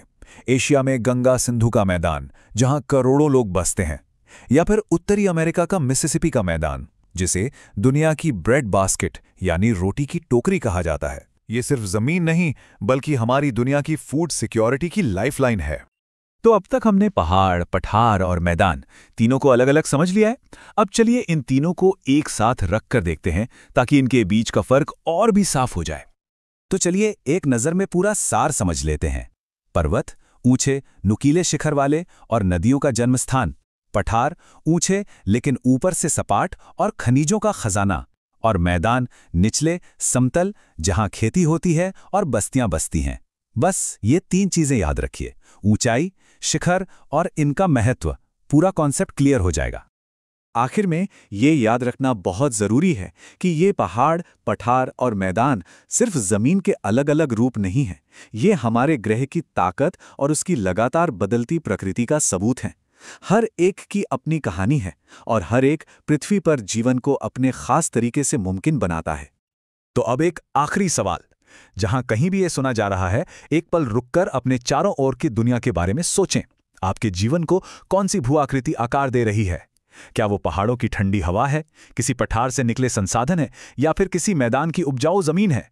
इसका जवाब हमारे इस अद्भुत ग्रह के साथ हमारे रिश्ते की कहानी बताता है। चलिए आज एक बहुत ही शानदार सफर पर निकलते हैं। जमीन से शुरू करके सीधा अंतरिक्ष के किनारे तक हम उन अदृश्य परतों को जानेंगे जो हमारे इस ग्रह को रहने लायक बनाती हैं। लेकिन चढ़ाई शुरू करने से पहले एक सवाल। ये हवा जिसमें हम सब सांस लेते हैं, इसकी कोई सीमा है? ये आखिर खत्म कहाँ होती है? ये सवाल सुनने में तो बड़ा सीधा लगता है, पर इसका जवाब ही हमारे इस पूरे सफर का बेस है। हवा के इसी अदृश्य महासागर को वायुमंडल यानी एटमॉस्फेयर कहते हैं। और ये कोई मामूली चीज नहीं है, ये हमारे ग्रह का सबसे जरूरी लाइफ सपोर्ट सिस्टम है। इसे पृथ्वी की एक सुरक्षा ढाल समझिए। यही वो ढाल है जिसके बिना जैसा जीवन हम आज जानते हैं वो मुमकिन ही नहीं हो पाता। ठीक है, तो ऊपर की ओर सफर शुरू करने से पहले जरा ये समझ लेते हैं कि यह हवा आखिर बनी किस चीज से है, मतलब इसकी रेसिपी क्या है। और ये रेसिपी वाकई में बहुत दिलचस्प है। जिस हवा में हम सांस लेते हैं उसमें असल में सिर्फ 2 गैसों का ही बोलबाला है। और देखिए क्या कमाल का बैलेंस है। हमें जीने के लिए ऑक्सीजन चाहिए, ये तो सब जानते हैं, लेकिन हमारी हवा का सबसे बड़ा हिस्सा, लगभग 80%, वो तो नाइट्रोजन है। चलिए अब हमारा सफर जमीन से शुरू होता है। वायुमंडल की पहली और सबसे ज्यादा हलचल वाली परत क्षोभमंडल से। तो ये रही हमारी पहली मंजिल, क्षोभमंडल। हम सब इसी में रहते हैं। ये जमीन से करीब 18 किलोमीटर ऊपर तक फैली है। और हाँ, यहाँ एक सीधा सा नियम है, जितना ऊपर जाएंगे उतनी ठंडक बढ़ेगी। और सबसे जरूरी बात, सारा का सारा मौसम यहीं बनता है। मतलब जिसे हम मौसम कहते हैं, चाहे वो हल्की फुल्की बारिश हो, घने बादल हों या फिर गरजता हुआ तूफान, वो सब कुछ इसी सबसे निचली परत में होता है। ये मौसम का स्टेज है। तो क्षोभमंडल की हलचल को पीछे छोड़कर अब और ऊपर चढ़ते हैं, एक ऐसी दुनिया में जहां आसमान एकदम शांत है और एक बहुत ही जरूरी सुरक्षा कवच हमारा इंतजार कर रहा है। जैसे ही हम बादलों के पार निकलते हैं, हम पहुंच जाते हैं समताप मंडल में। ये एक शांत और स्थिर जगह है। यहां ना तो कोई तूफान है, ना ही कोई बादल, एकदम शांत। और यहां एक बहुत बड़ा फर्क है। क्षोभमंडल के उलट यहां ऊपर जाने पर तापमान घटता नहीं बल्कि बढ़ता है। और इसी शांति की वजह से ज्यादातर हवाई जहाज इसी परत में उड़ना पसंद करते हैं। पर इस परत की सबसे बड़ी खासियत है ओजोन लेयर। ये हमारी पृथ्वी का अपना नेचुरल सनस्क्रीन है, जो सूरज से आने वाली खतरनाक अल्ट्रावायलेट किरणों को सोख लेता है। चलिए सफर जारी रखते हैं। अब हम अपनी यात्रा के सबसे ठंडे हिस्से में जा रहे हैं। हम पहुंच रहे हैं मध्यमंडल में। ये वायुमंडल की सबसे ठंडी परत है, लेकिन इसकी सबसे खास बात है इसका एक कॉस्मिक शूटिंग गैलरी की तरह काम करना। मतलब अंतरिक्ष से जो उल्कापिंड पृथ्वी की तरफ आते हैं वो इसी परत में आकर जल जाते हैं और हमें टूटते तारे दिखाई देते हैं। तो एक तरह से मध्यमंडल भी हमारा एक और सुरक्षा कवच है। तो अब हम वायुमंडल की ऊपरी सीमाओं पर पहुंच चुके हैं। ये वो जगह है जहां हवा इतनी पतली हो जाती है कि वो धीरे धीरे अंतरिक्ष के खालीपन में मिलने लगती है। अब हम तापमंडल में हैं और यहाँ का तापमान बहुत ज्यादा होता है। लेकिन इस परत का असली जादू इसकी गर्मी में नहीं, बल्कि हमारी टेक्नोलॉजी के लिए इसके इस्तेमाल में है। इसी परत का एक हिस्सा है आयन मंडल। ये एक बहुत बड़े शीशे की तरह काम करता है। जमीन से भेजी गई रेडियो तरंगें इससे टकराकर वापस जमीन पर लौट आती हैं और इसी वजह से लंबी दूरी का रेडियो कम्युनिकेशन मुमकिन हो पाता है। और यह है हमारा आखिरी पड़ाव, बहिर्मंडल, वायुमंडल की सबसे बाहरी और सबसे पतली परत। यहां हवा इतनी हल्की है कि हाइड्रोजन और हीलियम जैसी गैसें पृथ्वी की ग्रेविटी से निकलकर हमेशा के लिए अंतरिक्ष में खो जाती हैं। तो जमीन से अंतरिक्ष तक का हमारा ये सफर पूरा हुआ। अब जरा रुककर सोचते हैं कि इन अलग अलग परतों का होना इतना जरूरी क्यों है। हर परत का अपना एक खास और बहुत जरूरी काम है। एक परत मौसम बनाती है तो दूसरी हमें सूरज की खतरनाक किरणों से बचाती है, कोई हमें उल्कापिंडों से बचाती है तो कोई दुनिया भर में बातचीत करने में मदद करती है। 5 बिल्कुल अलग अलग परतें जो एक साथ मिलकर इस ग्रह को एक सुरक्षित और खूबसूरत घर बनाती हैं। नमस्कार दोस्तों, कभी सोचा है कि कुछ हवाएं हमेशा साल दर साल एक ही दिशा में क्यों बहती हैं? आज हम पृथ्वी के उन अदृश्य इंजनों के राज खोलने वाले हैं जिन्हें हम ग्लोबल विंड सिस्टम्स कहते हैं। ये वो जबरदस्त ताकतें हैं जो हमारे मौसम को तय करती हैं और सदियों से नाविकों को रास्ता दिखाती आई हैं। ये सवाल काफी दिलचस्प है ना? ऐसा क्यों होता है कि हम कुछ हवाओं पर आंख बंद करके भरोसा कर सकते हैं? तो बस आज की इस चर्चा में हम इसी रहस्य से पर्दा उठाने वाले हैं। चलिए शुरू करते हैं। तो ये सब समझने के लिए हमें सबसे पहले एक बहुत ही बेसिक कॉन्सेप्ट को समझना होगा, एयर प्रेशर यानी वायुदाब। इसे आप हवा की पूरी कहानी की नींव समझ लीजिए। एक बार ये समझ आ गया ना तो बाकी सब कुछ अपने आप जुड़ता चला जाएगा। इसे ऐसे समझिए कि हमारे ऊपर हवा का एक बहुत बड़ा समंदर है और उस हवा का जो वजन हम पर पड़ रहा है बस वही एयर प्रेशर है। जहां हवा भारी होती है वहां हाई प्रेशर होता है और जहां हवा हल्की होती है वहां लो प्रेशर होता है। और यहीं पर आता है सबसे जरूरी गोल्डन रूल जो हर चीज को कंट्रोल करता है। हवा हमेशा हाई प्रेशर वाले इलाकों से लो प्रेशर वाले इलाकों की तरफ बहती है। ये कुदरत का बैलेंस बनाने का तरीका है। बस इतना याद रखना है, हाई से लो की तरफ। तो ठीक है, हमें ये तो पता चल गया कि हाई और लो प्रेशर होता है, पर यह पृथ्वी पर बनता कैसे है? ये कोई बिखरा हुआ नहीं है, ये हमारे प्लैनेट के चारों ओर एकदम व्यवस्थित बेल्ट्स यानी पेटियों में बना हुआ है। इन बेल्ट्स को बनाने के पीछे ना 2 मेन वजह हैं। पहली है थर्मल, जो पूरी तरह से टेम्परेचर यानी तापमान से जुड़ी है। गर्म हवा हल्की होकर ऊपर उठती है जिससे नीचे लो प्रेशर बन जाता है। और दूसरी वजह है डायनामिक, जो हमारी पृथ्वी के घूमने की जबरदस्त ताकत की वजह से पैदा होती है। तो चलिए इन 4 मेन प्रेशर बेल्ट्स पर एक नजर डालते हैं। हम इक्वेटर यानी भूमध्य रेखा से अपना सफर शुरू करेंगे और पोल्स यानी ध्रुवों की ओर बढ़ेंगे और देखेंगे कि हर बेल्ट कैसे बनती है। सबसे पहले बात करते हैं इक्वेटर की। यहां सूरज की किरणें साल भर सीधी पड़ती हैं, मतलब बहुत ज्यादा गर्मी। तो हवा गर्म होकर हल्की हो जाती है और ऊपर उठने लगती है, जिससे जमीन पर एक लो प्रेशर का बेल्ट बन जाता है। अच्छा, तो जो गर्म हवा इक्वेटर पर ऊपर उठी थी उसका क्या हुआ? जैसे जैसे वो ऊपर जाती है वो ठंडी और भारी हो जाती है और फिर लगभग 30 से 35 डिग्री लैटिट्यूड पर यह वापस जमीन की तरफ नीचे उतरने लगती है। इसी नीचे उतरती हुई भारी हवा के वजन से यहां एक हाई प्रेशर का बेल्ट बन जाता है। और यहां एक बहुत ही मजेदार कहानी जुड़ी है। इन शांत हाई प्रेशर वाले इलाकों को हॉर्स लैटिट्यूड्स कहते हैं, कहते हैं कि पुराने ज़माने में जब पानी के जहाज़ यहाँ शांत हवाओं में फंस जाते थे तो वज़न हल्का करने के लिए उन्हें घोड़ों को समंदर में फेंकना पड़ता था। ये नाम याद रखिएगा, एग्जाम्स में अक्सर पूछा जाता है। अब चलते हैं 60 से 65 डिग्री लैटिट्यूड पर। यहाँ मामला गर्मी का नहीं है, बल्कि यहाँ पृथ्वी के घूमने की ताकत हवा को ऊपर और बाहर की तरफ धकेलती है, जिससे ज़मीन पर एक और लो प्रेशर बेल्ट बन जाता है। ये पूरी तरह से एक डायनामिक इफेक्ट है। और आखिर में हम पहुंच गए पोल्स पर। यहां तो जाहिर सी बात है, कड़ाके की ठंड पड़ती है। इस भयानक ठंड की वजह से हवा बहुत ठंडी, भारी और घनी हो जाती है और नीचे बैठ जाती है, जिससे यहां एक परमानेंट हाई प्रेशर का एरिया बना रहता है। ओके, तो अब हमारे पास हाई और लो प्रेशर बेल्ट्स हैं, तो हवा को तो बस सीधी लाइन में हाई से लो की तरफ जाना चाहिए, राइट? लेकिन ऐसा होता नहीं है, और इसकी वजह है फेरेल का नियम। एक बार फटाफट याद कर लेते हैं। पवन यानी विंड क्या है? बस हाई प्रेशर से लो प्रेशर की तरफ बहने वाली हवा। सिंपल। अब आता है असली ट्विस्ट। हमारी पृथ्वी घूम रही है ना? और इसी घूमने की वजह से चलती हुई हवा सीधी नहीं जाती, वो मुड़ जाती है। इसी को कोरियोलिस इफेक्ट कहते हैं या फेरेल का नियम। और इसे याद रखना बहुत आसान है। नॉर्दर्न हेमिस्फीयर में हवा अपने राइट साइड मुड़ती है और सदर्न हेमिस्फीयर में अपने लेफ्ट साइड। बस इतना ही है। तो अब सोचिए क्या होगा जब हम प्रेशर बेल्ट्स यानी हवा के इंजन को फेरेल के नियम यानी स्टीयरिंग व्हील के साथ जोड़ दें। हमें मिलती हैं हमारे प्लैनेट की परमानेंट विंड सिस्टम्स। आइए देखते हैं ये कैसे काम करती हैं। तो ये हैं हमारी 3 मुख्य परमानेंट हवाएं। पहली हैं ट्रेड विंड्स, जो सब ट्रॉपिकल हाई प्रेशर से इक्वेटर के लो प्रेशर की तरफ बहती हैं। दूसरी हैं ताकतवर वेस्टर्लीज यानी पछवा पवनें, जो मिड लैटिट्यूड्स में पश्चिम से पूर्व की तरफ चलती हैं।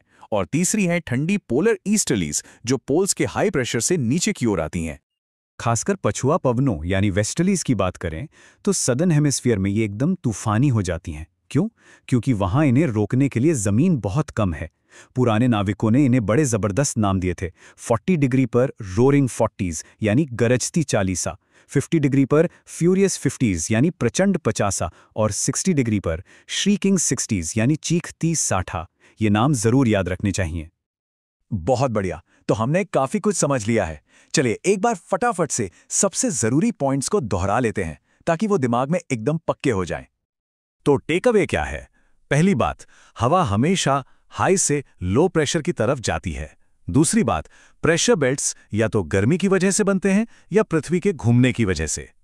तीसरी, फेरेल का नियम हवा को मोड़ता है, नॉर्थ में राइट, साउथ में लेफ्ट।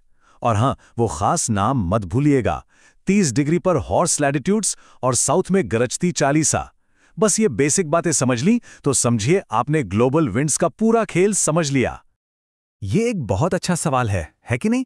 हमने ग्लोबल पैटर्न तो देख लिया, पर उन लोकल हवाओं का क्या जो हमारी रोज की जिंदगी पर असर डालती हैं? तो अगर आप लू और चिनूक जैसी लोकल हवाओं के बारे में जानना चाहते हैं और साथ ही ये भी समझना चाहते हैं कि बारिश कितने तरह की होती है, तो हमारा अगला एक्सप्लेनर जरूर देखिएगा। और हाँ, ऐसे ही आसान भाषा में मुश्किल टॉपिक्स को समझने के लिए स्टडी टू स्टडी को सब्सक्राइब करना मत भूलिएगा। हमारे साथ जुड़ने के लिए शुक्रिया। कभी सोचा है अचानक से मौसम कैसे बदल जाता है? धूप थी और फिर एकदम से हवा चलने लगी।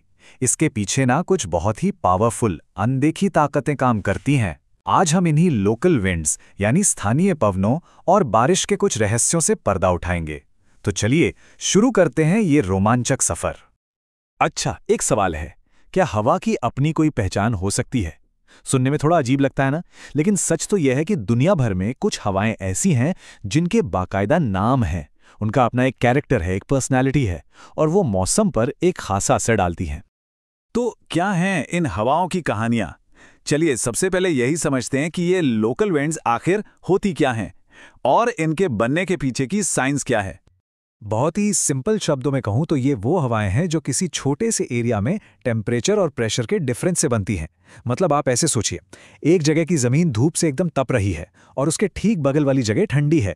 बस यही जो तापमान का फर्क है ना, इसी से हवा एक जगह से दूसरी जगह बहना शुरू कर देती है।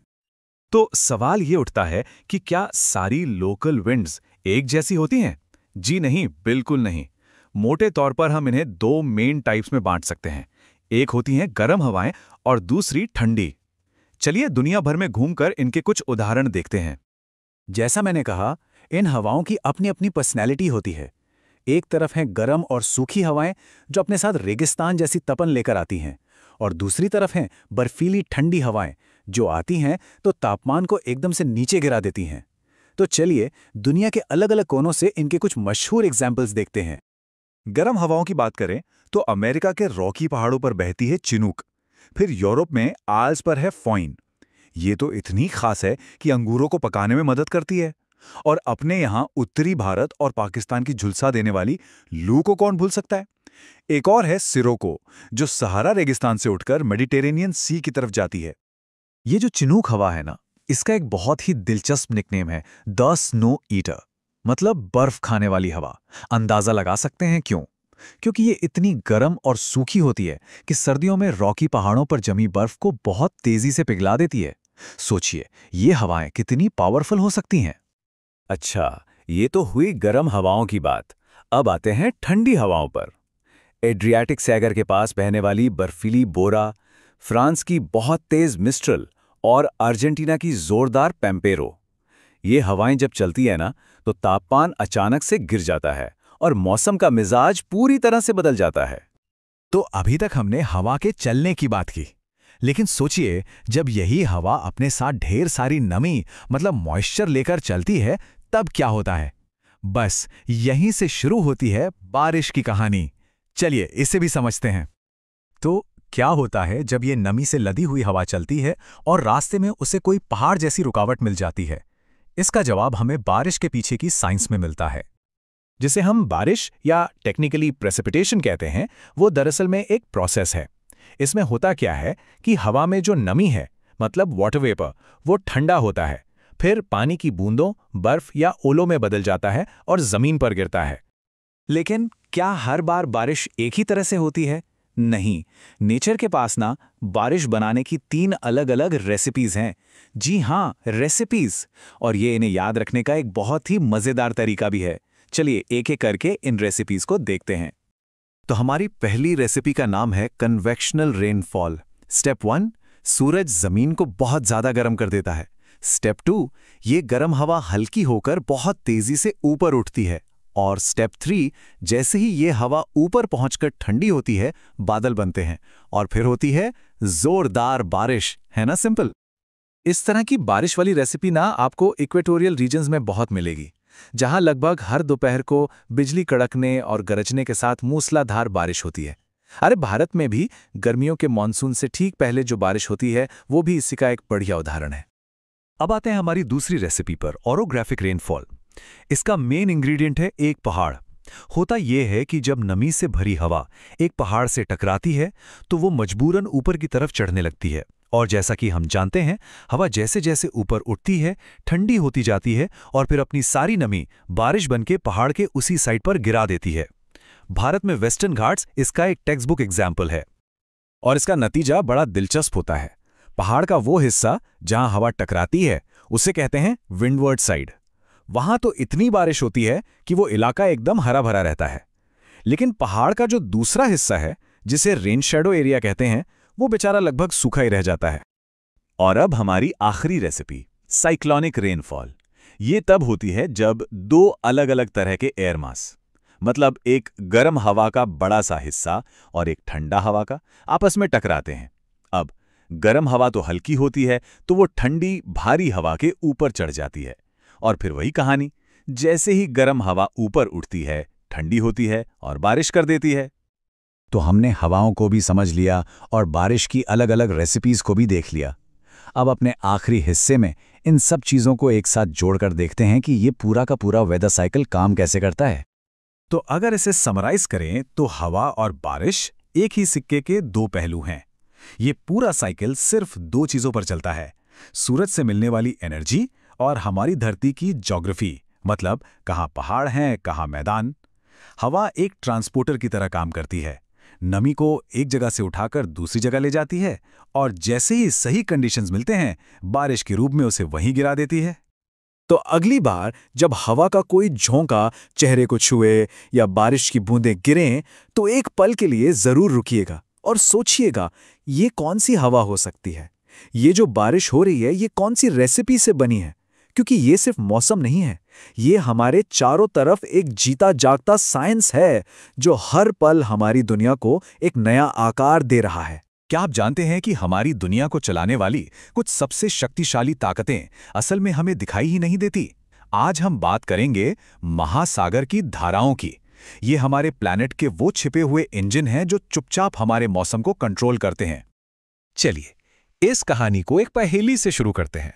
सोचिए, पेरिस और मॉन्ट्रियल दोनों शहर दुनिया के नक्शे पर लगभग एक ही लाइन पर हैं। फिर भी पेरिस की सर्दियां हल्की फुल्की होती हैं, जबकि मॉन्ट्रियल में हड्डियां कंपा देने वाली ठंड पड़ती है। आखिर ऐसा क्यों है?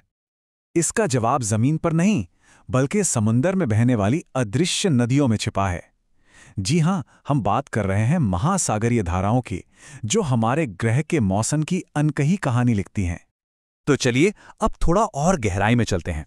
आखिर वो कौन सी ताकतें हैं जो समंदर के इतने विशाल पानी को चलाती हैं? इनका इंजन रूम कहाँ है? सबसे पहले तो ये समझना जरूरी है कि ये महासागरीय धारा आखिर है क्या। अगर बिल्कुल आसान भाषा में कहें तो ये समंदर के अंदर बहने वाली बहुत बड़ी बड़ी नदियां हैं। पानी का एक विशाल हिस्सा जो एक तय रास्ते पर एक तय दिशा में लगातार बहता रहता है। इन धाराओं को चलाने के पीछे असल में 3 मुख्य ड्राइवर काम करते हैं। पहला है हवा यानी पवनें, जो समंदर की सतह पर पानी को धक्का देती हैं। दूसरा है हमारी पृथ्वी का घूमना। इसके घूमने से एक कोरियोलिस फोर्स बनता है जो पानी को उत्तरी गोलार्ध में दाईं ओर और दक्षिणी गोलार्ध में बाईं ओर मोड़ देता है। और तीसरा, जो कि बहुत दिलचस्प है, वो है पानी का तापमान और उसका खारापन। ठंडा और ज्यादा खारा पानी भारी होता है, इसलिए वो नीचे डूबता है, और गर्म कम खारा पानी हल्का होने की वजह से ऊपर उठता है।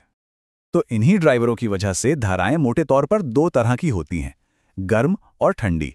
और जैसा कि हम आगे देखेंगे, इन दोनों का असर एक दूसरे से बिल्कुल उल्टा होता है। देखिए, गर्म धाराएं भूमध्य रेखा यानी इक्वेटर के पास से निकलती हैं और ध्रुवों की तरफ बहती हैं। ये अपने साथ गर्मी लेकर जाती हैं और तटीय इलाकों के तापमान को बढ़ा देती हैं। वहीं दूसरी तरफ हैं ठंडी धाराएं। ये ध्रुवीय इलाकों से इक्वेटर की ओर आती हैं, जिससे तटों का तापमान कम हो जाता है और कई बार तो ये रेगिस्तान बनने की वजह भी बन जाती हैं। चलिए अब जरा बड़े पैमाने पर देखते हैं। असल में ये धाराएं दुनिया भर में हमारी जलवायु, हमारी अर्थव्यवस्था और यहां तक कि समुद्री जीवन पर क्या और कैसे असर डालती हैं। ये दुनिया की कुछ सबसे महत्वपूर्ण धाराएं हैं। अटलांटिक महासागर में गल्फ स्ट्रीम से लेकर प्रशांत महासागर में हम्बोल्ट करंट तक, हर एक की अपनी एक खास कहानी है और दुनिया पर एक अलग ही असर है। और लीजिए, हमारी शुरुआती पहेली का जवाब यहीं छिपा है। गल्फ स्ट्रीम, जो अटलांटिक की एक गर्म धारा है, ये अपने साथ गर्मी लेकर पश्चिमी यूरोप तक पहुंचती है। यही वो वजह है कि पेरिस का मौसम मॉन्ट्रियल के मुकाबले इतना खुशनुमा रहता है। इसे तो यूरोप का हीटर तक कहा जाता है। अब जरा हम्बोल्ट करंट की ताकत देखिए। ये एक ठंडी धारा है जो दक्षिण अमेरिका के पश्चिमी तट के पास बहती है। और पता है, ये दुनिया के सबसे सूखे रेगिस्तान अटाकामा के बनने की एक बहुत बड़ी वजह है। ये दिखाता है कि एक ठंडी धारा का असर कितना जबरदस्त हो सकता है। तो एक गर्म धारा गर्मी लाती है, एक ठंडी धारा ठंडक। ये तो ठीक है, लेकिन तब क्या होता है जब ये दोनों विपरीत ताकतें आमने सामने आ जाती हैं, जब ये मिलती हैं? जब ऐसा होता है तो वहां मानव जीवन का एक विस्फोट सा हो जाता है। ठंडा पानी जब ऊपर आता है तो अपने साथ गहरे समंदर से बहुत सारे पोषक तत्व ले आता है। इससे प्लैंकटन यानी छोटे छोटे समुद्री जीव अचानक से बहुत ज्यादा पनपने लगते हैं। और इसका नतीजा ये होता है कि यहीं पर दुनिया के सबसे बेहतरीन और सबसे अमीर मछली पकड़ने वाले इलाके बनते हैं। मिसाल के तौर पर न्यूफाउंडलैंड के पास, जहां ठंडी लैब्राडोर धारा गर्म गल्फ स्ट्रीम से टकराती है, वो मछुआरों के लिए एक जन्नत जैसी जगह है। तो इस पूरी बातचीत का सार क्या है? वो कौन सी मुख्य बातें हैं जो हमें याद रखनी चाहिए? चलिए एक नजर डालते हैं। सबसे पहली बात, महासागरीय धाराएं समंदर के अंदर बहने वाली विशाल नदियां हैं। ये हमारे ग्रह के एक ग्लोबल सर्कुलेटरी सिस्टम की तरह काम करती हैं, जो गर्मी को एक जगह से दूसरी जगह पहुंचाती हैं। गर्म धाराएं मौसम को गर्म करती हैं, ठंडी धाराएं ठंडा। और हाँ, जहां ये दोनों मिलती हैं, वहां समुद्री जीवन के लिए हॉटस्पॉट बन जाता है। ये धाराएं हजारों लाखों सालों से हमारे ग्रह के संतुलन को बनाए हुए हैं। लेकिन आज जब हमारी जलवायु इतनी तेजी से बदल रही है तो एक बड़ा सवाल खड़ा होता है, क्या ये हमेशा ऐसी ही स्थिर रहेंगी? ये एक ऐसा सवाल है जिसका जवाब हमारे आने वाले कल के लिए बहुत ज्यादा मायने रखता है। कभी सोचा है कि समंदर किनारे पानी हर दिन 2 बार ऊपर क्यों चढ़ता है और फिर नीचे क्यों उतर जाता है? ये कुछ और नहीं बल्कि हमारी पृथ्वी की अपनी एक धड़कन है, एक लय है। तो चलिए आज इसी रहस्य को सुलझाते हैं और साथ ही दुनिया की कुछ सबसे शानदार झीलों की सैर भी करते हैं। तो शुरुआत करते हैं उस सबसे बुनियादी सवाल से जिसने सदियों से इंसानों को हैरान किया है। आखिर समंदर के इस रोज के उतार चढ़ाव के पीछे का राज क्या है? अच्छा, तो इस घटना को कहते हैं ज्वार भाटा। इसे ऐसे समझ सकते हैं जैसे ये हमारे प्लैनेट की धड़कन हो या उसकी एक लय में चलती हुई सांस। चलिए पहले इसके कुछ बेसिक टर्म्स को समझ लेते हैं। मतलब जब समंदर का पानी ऊपर उठता है तो उसे कहते हैं ज्वार, और जब ये नीचे गिरता है तो उसे कहते हैं भाटा। ये एक लगातार चलने वाला बिल्कुल नेचुरल साइकिल है। ठीक है, तो ये तो हुआ कि ये क्या है। अब सवाल आता है क्यों का। ये जो हलचल है ना, ये होती है स्पेस से आने वाली जबरदस्त अनदेखी ताकतों की वजह से। ये एक तरह का कॉस्मिक डांस है, समझिए। तो इसके पीछे हैं 2 मेन फोर्सेस। पहली तो है हमारे चांद और सूरज की ग्रेविटी जो समंदर के पानी को अपनी तरफ खींचती है, और दूसरी है हमारी पृथ्वी के घूमने से पैदा होने वाली एक सेंट्रीफ्यूगल फोर्स। इसे ऐसे समझिए, जैसे अगर एक बाल्टी में पानी भरकर घुमाया जाए तो पानी बाहर की तरफ फैलता है ना, बस वही फोर्स पृथ्वी के पानी को भी बाहर की तरफ धकेलती है। अब मजे की बात यह है कि ये जो ताकतें हैं, इनकी पावर हमेशा एक जैसी नहीं रहती, ये बदलती रहती हैं, और इसी वजह से 2 अलग-अलग तरह के ज्वार भाटे बनते हैं। चलिए देखते हैं कैसे। अब यहाँ एक बहुत ही दिलचस्प बात है। जब सूरज, धरती और चांद तीनों एक सीधी लाइन में आ जाते हैं तो उनकी ग्रेविटी की ताकत जुड़ जाती है, और तब आते हैं बृहद ज्वार, यानी सबसे ऊंची लहरें। लेकिन जब ये तीनों मिलकर एक 90 डिग्री का एंगल बनाते हैं तो उनकी ताकतें एक दूसरे को कैंसिल करने लगती हैं, जिससे आते हैं लघु ज्वार जो काफी कमजोर होते हैं। ये तो एक तरह की कॉस्मिक रस्साकशी हो गई। तो ये तो हुई समुद्र की हलचल की बात। अब इस लहरों की दुनिया से निकलकर रुख करते हैं धरती के शांत और विशाल पानी के भंडारों की तरफ। ये हैं हमारी महान झीलें जो अपनी स्थिरता और विशालता से हैरान कर देती हैं। ये सिर्फ कुछ फैक्ट्स की लिस्ट नहीं होगी, बल्कि एक टूर है दुनिया की सबसे शानदार, सबसे हैरत अंगेज झीलों का। हर झील की अपनी एक कहानी है और अपना एक रिकॉर्ड है। तो इस सफर की शुरुआत करते हैं कैस्पियन सागर से, लेकिन इसके नाम पर मत जाइएगा, ये असल में एक झील है। हाँ, इतनी बड़ी कि लोग इसे सागर बुलाने लगे। ये दुनिया की सबसे बड़ी झील है जो कई देशों की सरहदों को छूती है। सोचिए, ये इतनी बड़ी है कि ये एशिया और यूरोप दोनों कॉन्टिनेंट्स में फैली हुई है। और सबसे दिलचस्प बात, इसका पानी मीठा नहीं, खारा है। अच्छा, तो खारे पानी के राजा से तो मिल लिए, अब बारी है ताज़े पानी के बादशाह से मिलने की। अगर कैस्पियन खारे पानी का राजा है तो ये झील ताज़े पानी की दुनिया पर राज करती है। ये है लेक सुपीरियर जो नॉर्थ अमेरिका में है, और एरिया के हिसाब से ये दुनिया की सबसे बड़ी फ्रेश वाटर लेक है। सच में इसका साइज कमाल का है। चलिए अब चलते हैं अफ्रीका के दिल में, जहां है लेक विक्टोरिया। ये सिर्फ अफ्रीका की सबसे बड़ी झील ही नहीं है, बल्कि ये एक ऐसी महान नदी को जन्म देती है जिसने कितनी ही सभ्यताओं को पाला है। जी हाँ, लेक विक्टोरिया दुनिया की सबसे मशहूर नदियों में से एक नील नदी का सोर्स है। यहीं से नील नदी अपनी हजारों किलोमीटर लंबी यात्रा शुरू करती है। अभी तक हम बात कर रहे थे कि कौन सी झील कितनी बड़ी है, मतलब एरिया में। अब बात करते हैं गहराई की, और जब गहराई की बात आती है तो एक ही नाम सामने आता है, रूस की लेक बैकाल। पता है, लेक बैकाल के नाम एक नहीं बल्कि 2 वर्ल्ड रिकॉर्ड हैं। एक, ये दुनिया की सबसे गहरी झील है, और दूसरा, इसमें इतना ज्यादा पानी है कि पूरी दुनिया का करीब 20% ताजा पानी अकेले इसी झील में है। ये सच में कमाल है। अच्छा, गहराई से अब चलते हैं ऊंचाई की तरफ। एक ऐसी झील जिसके नाम दुनिया की सबसे ऊंची नेविगेबल लेक होने का रिकॉर्ड है। ये झील है साउथ अमेरिका के एंडीज पहाड़ों में। और सबसे ऊंची नौगम्य का सीधा सा मतलब है कि ये दुनिया में सबसे ज्यादा ऊंचाई पर मौजूद वो झील है जिस पर बड़े जहाज और नावें चल सकती हैं। तो ऊंचाई की बात हो गई, अब चलते हैं ठीक इसके उलट, यानी धरती की सतह पर सबसे निचले पॉइंट पर मौजूद झील की तरफ। ये है डेड सी, जो धरती पर सबसे लोएस्ट पॉइंट पर है।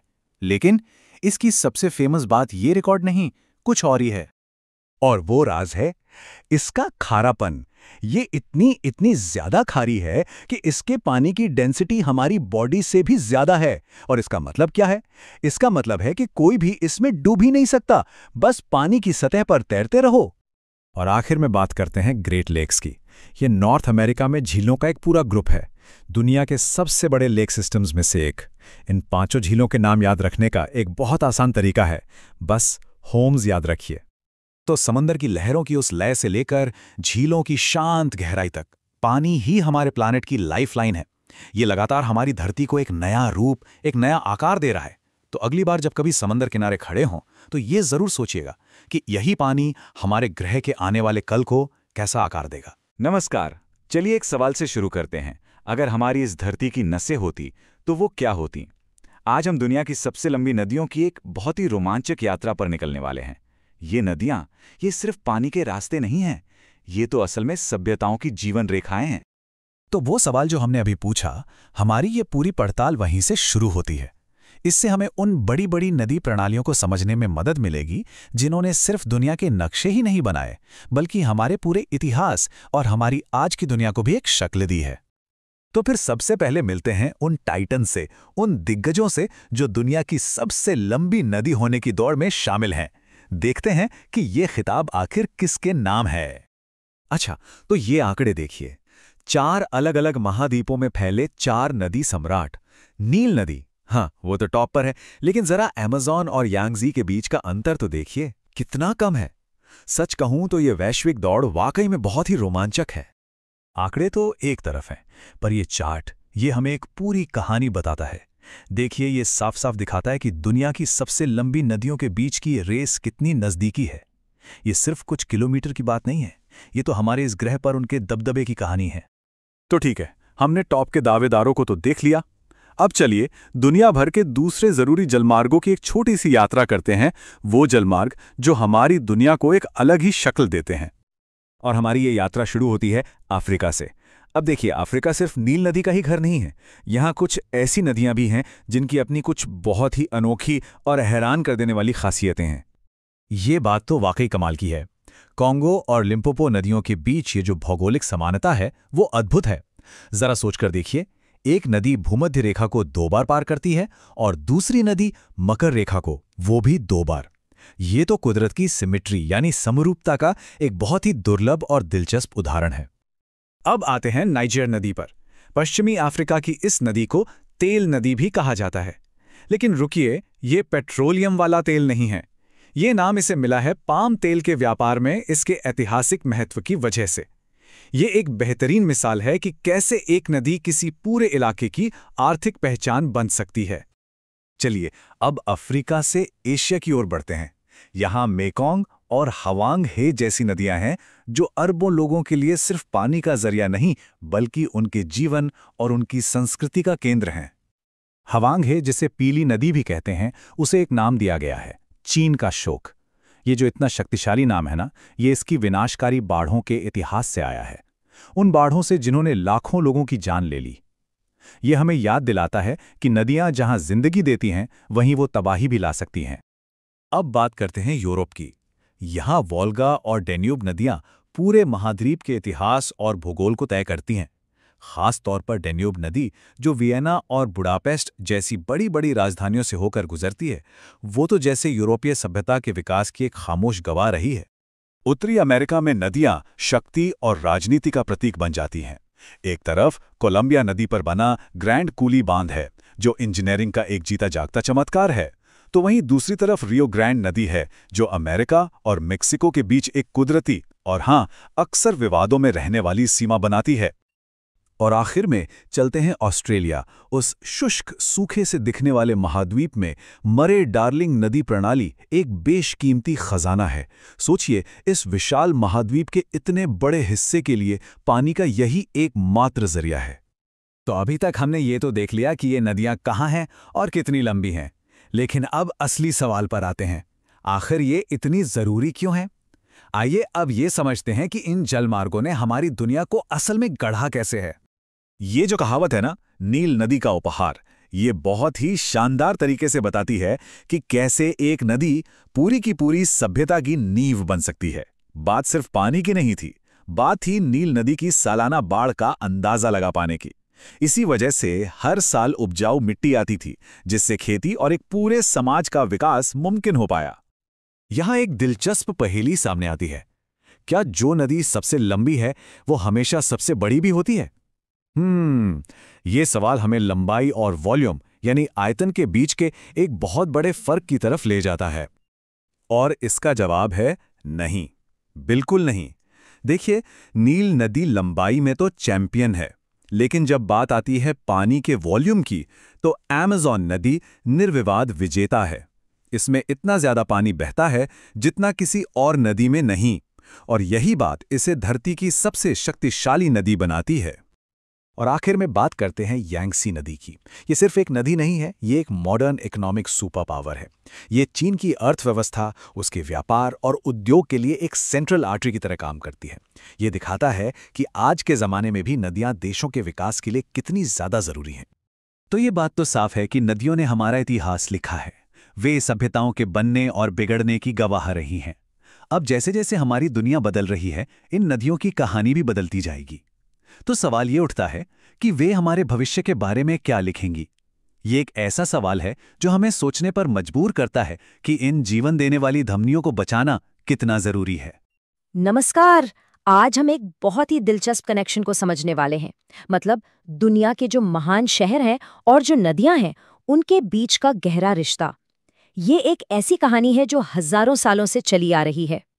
तो चलिए एक सीधे से सवाल से शुरू करते हैं। कभी सोचा है कि दुनिया के ज्यादातर बड़े और ऐतिहासिक शहर आखिर बसे कहाँ हैं? इस एक सवाल का जवाब ही हमारे आज के पूरे टॉपिक की नींव है। तो आगे हम क्या क्या देखने वाले हैं?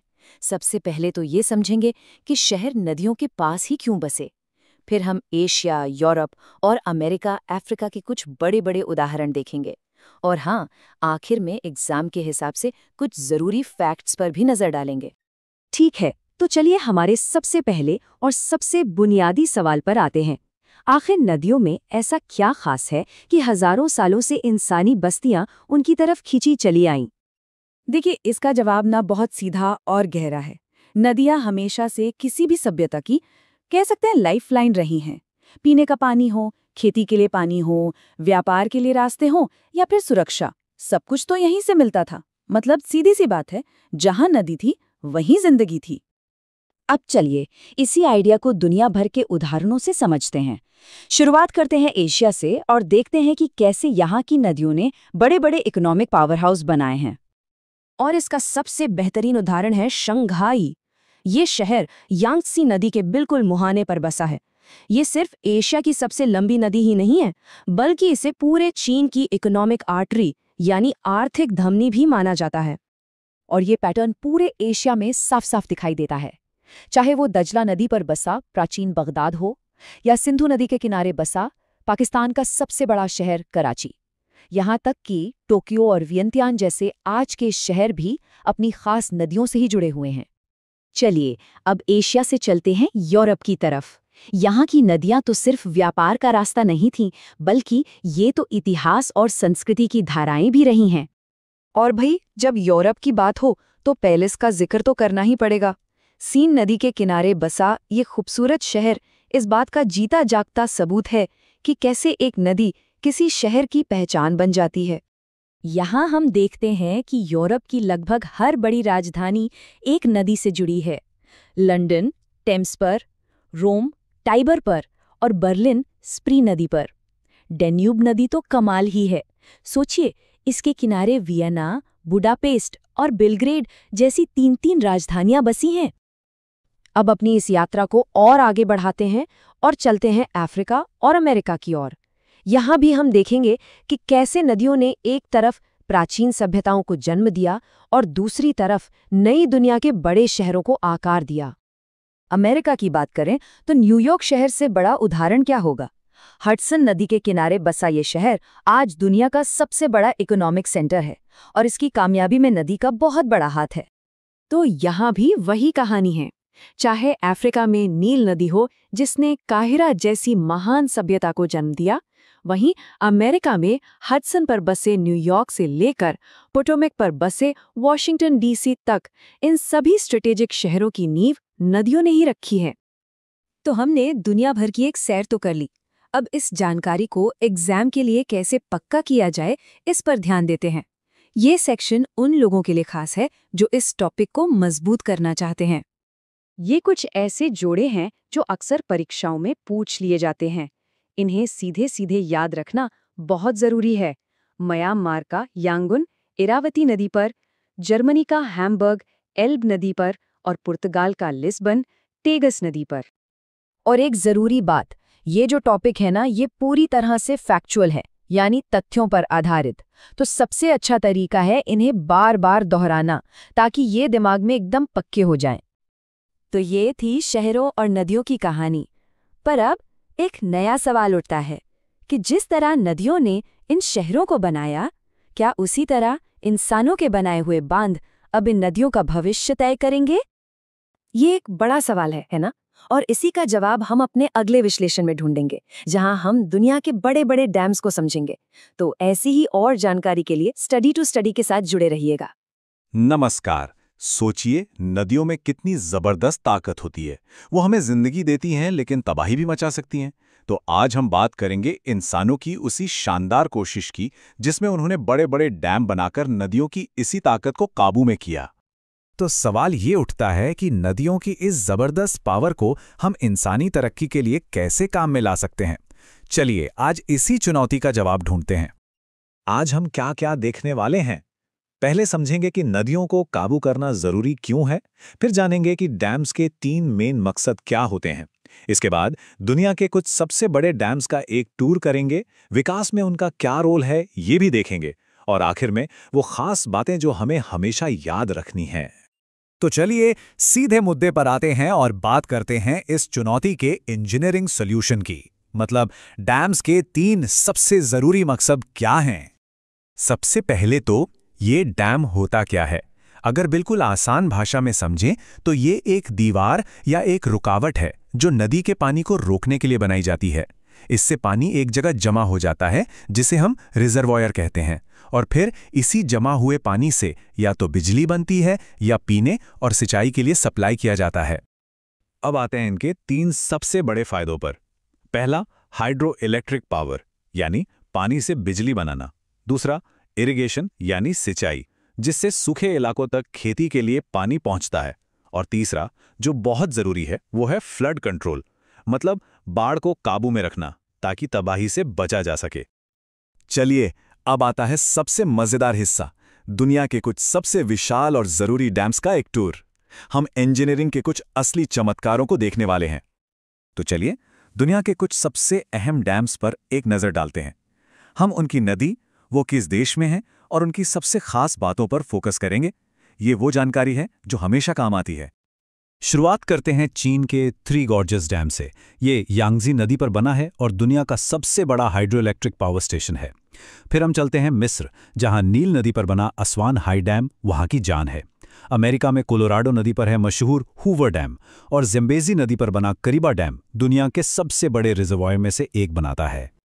खास तौर पे हूवर डैम की बात करें तो इसे अक्सर एक इंजीनियरिंग चमत्कार कहा जाता है।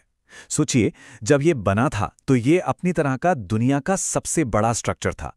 इसने दुनिया को दिखाया कि इंसान चाहे तो क्या नहीं कर सकता। हमारा ये टूर अभी खत्म नहीं हुआ है। ब्राजील और पैराग्वे के बॉर्डर पर है इताइपू डैम, जो एक जमाने में दुनिया का सबसे बड़ा डैम हुआ करता था। अमेरिका का ग्रैंड कूली डैम सिंचाई और बिजली का पावर हाउस है। वेनेजुएला का गुरी डैम तो लगभग पूरे देश को बिजली देता है, और ताजिकिस्तान का नूरेक डैम दुनिया के सबसे ऊंचे डैम्स में से एक है। तो ये तो हो गए कुछ बड़े बड़े नाम, लेकिन सवाल ये है कि क्या ये सिर्फ कंक्रीट के बड़े बड़े स्ट्रक्चर हैं या इससे भी कुछ ज्यादा है। चलिए अब इनके आर्थिक और भौगोलिक असर को समझते हैं। सबसे पहले बात करते हैं चीन की। वहां का थ्री गॉर्जेस डैम सिर्फ एक बांध नहीं है, ये तो चीन की जबरदस्त ताकत और नेचर पर उसके कंट्रोल का एक सिंबल है। देखिए, इसके दो बहुत बड़े काम हैं। एक तो ये कि ये बहुत ज्यादा बिजली पैदा करता है, और दूसरा ये यांगजी नदी के निचले इलाकों में बाढ़ को कंट्रोल करता है, जहां करोड़ों लोग रहते हैं। ये बहुत ही ज्यादा जरूरी है। अब चलते हैं अफ्रीका। मिस्र में असवान डैम और जिम्बाब्वे जाम्बिया में करीबा डैम। ये अपने अपने देशों के लिए इकोनॉमी की रीढ़ की हड्डी जैसे हैं। ये डैम्स इंडस्ट्री को चलाने के लिए जरूरी बिजली तो देते ही हैं, साथ ही साथ सिंचाई के लिए पानी भी सप्लाई करते हैं, जिससे खेतीबाड़ी को बहुत बढ़ावा मिलता है। और आखिर में बात करते हैं अमेरिका की। कहते हैं कि हूवर डैम ने ही मॉडर्न अमेरिकन वेस्ट को मुमकिन बनाया। इसके बिना आज हम जैसा वेस्ट को जानते हैं वो वैसा शायद होता ही नहीं। कैसे? इसने उन इलाकों को आबाद किया जो पहले सूखे और रेगिस्तानी थे। आज भी ये एरिज़ोना और कैलिफोर्निया जैसे बड़े और ज़रूरी राज्यों को पानी सप्लाई करता है, जिससे वहाँ शहर और खेत फल फूल रहे हैं। तो चलिए फटाफट से सारी ज़रूरी बातें एक बार दोहरा लेते हैं। ये वो खास बातें हैं जिन्हें याद रखना बहुत ज़रूरी है। याद रखिए, थ्री गॉर्जेस डैम यांगची नदी चीन, असवान हाई डैम नील नदी मिस्र, हूवर डैम कोलोराडो नदी अमेरिका, करीबा डैम ज़ेम्बेज़ी नदी जिम्बाब्वे और ज़ाम्बिया, और इताइपू डैम पराना नदी ब्राज़ील और पैराग्वे। ये नाम और जगहें बहुत ज़रूरी हैं। तो इन डैम्स ने पूरी दुनिया का नक्शा ही बदल दिया और तरक्की को एक नई रफ्तार दी। ये वाकई में इंसानी इंजीनियरिंग का एक कमाल है। तो अब सवाल ये उठता है कि इंसान की अगली सबसे बड़ी इंजीनियरिंग चुनौती क्या होगी? इस पर सोचिएगा ज़रूर।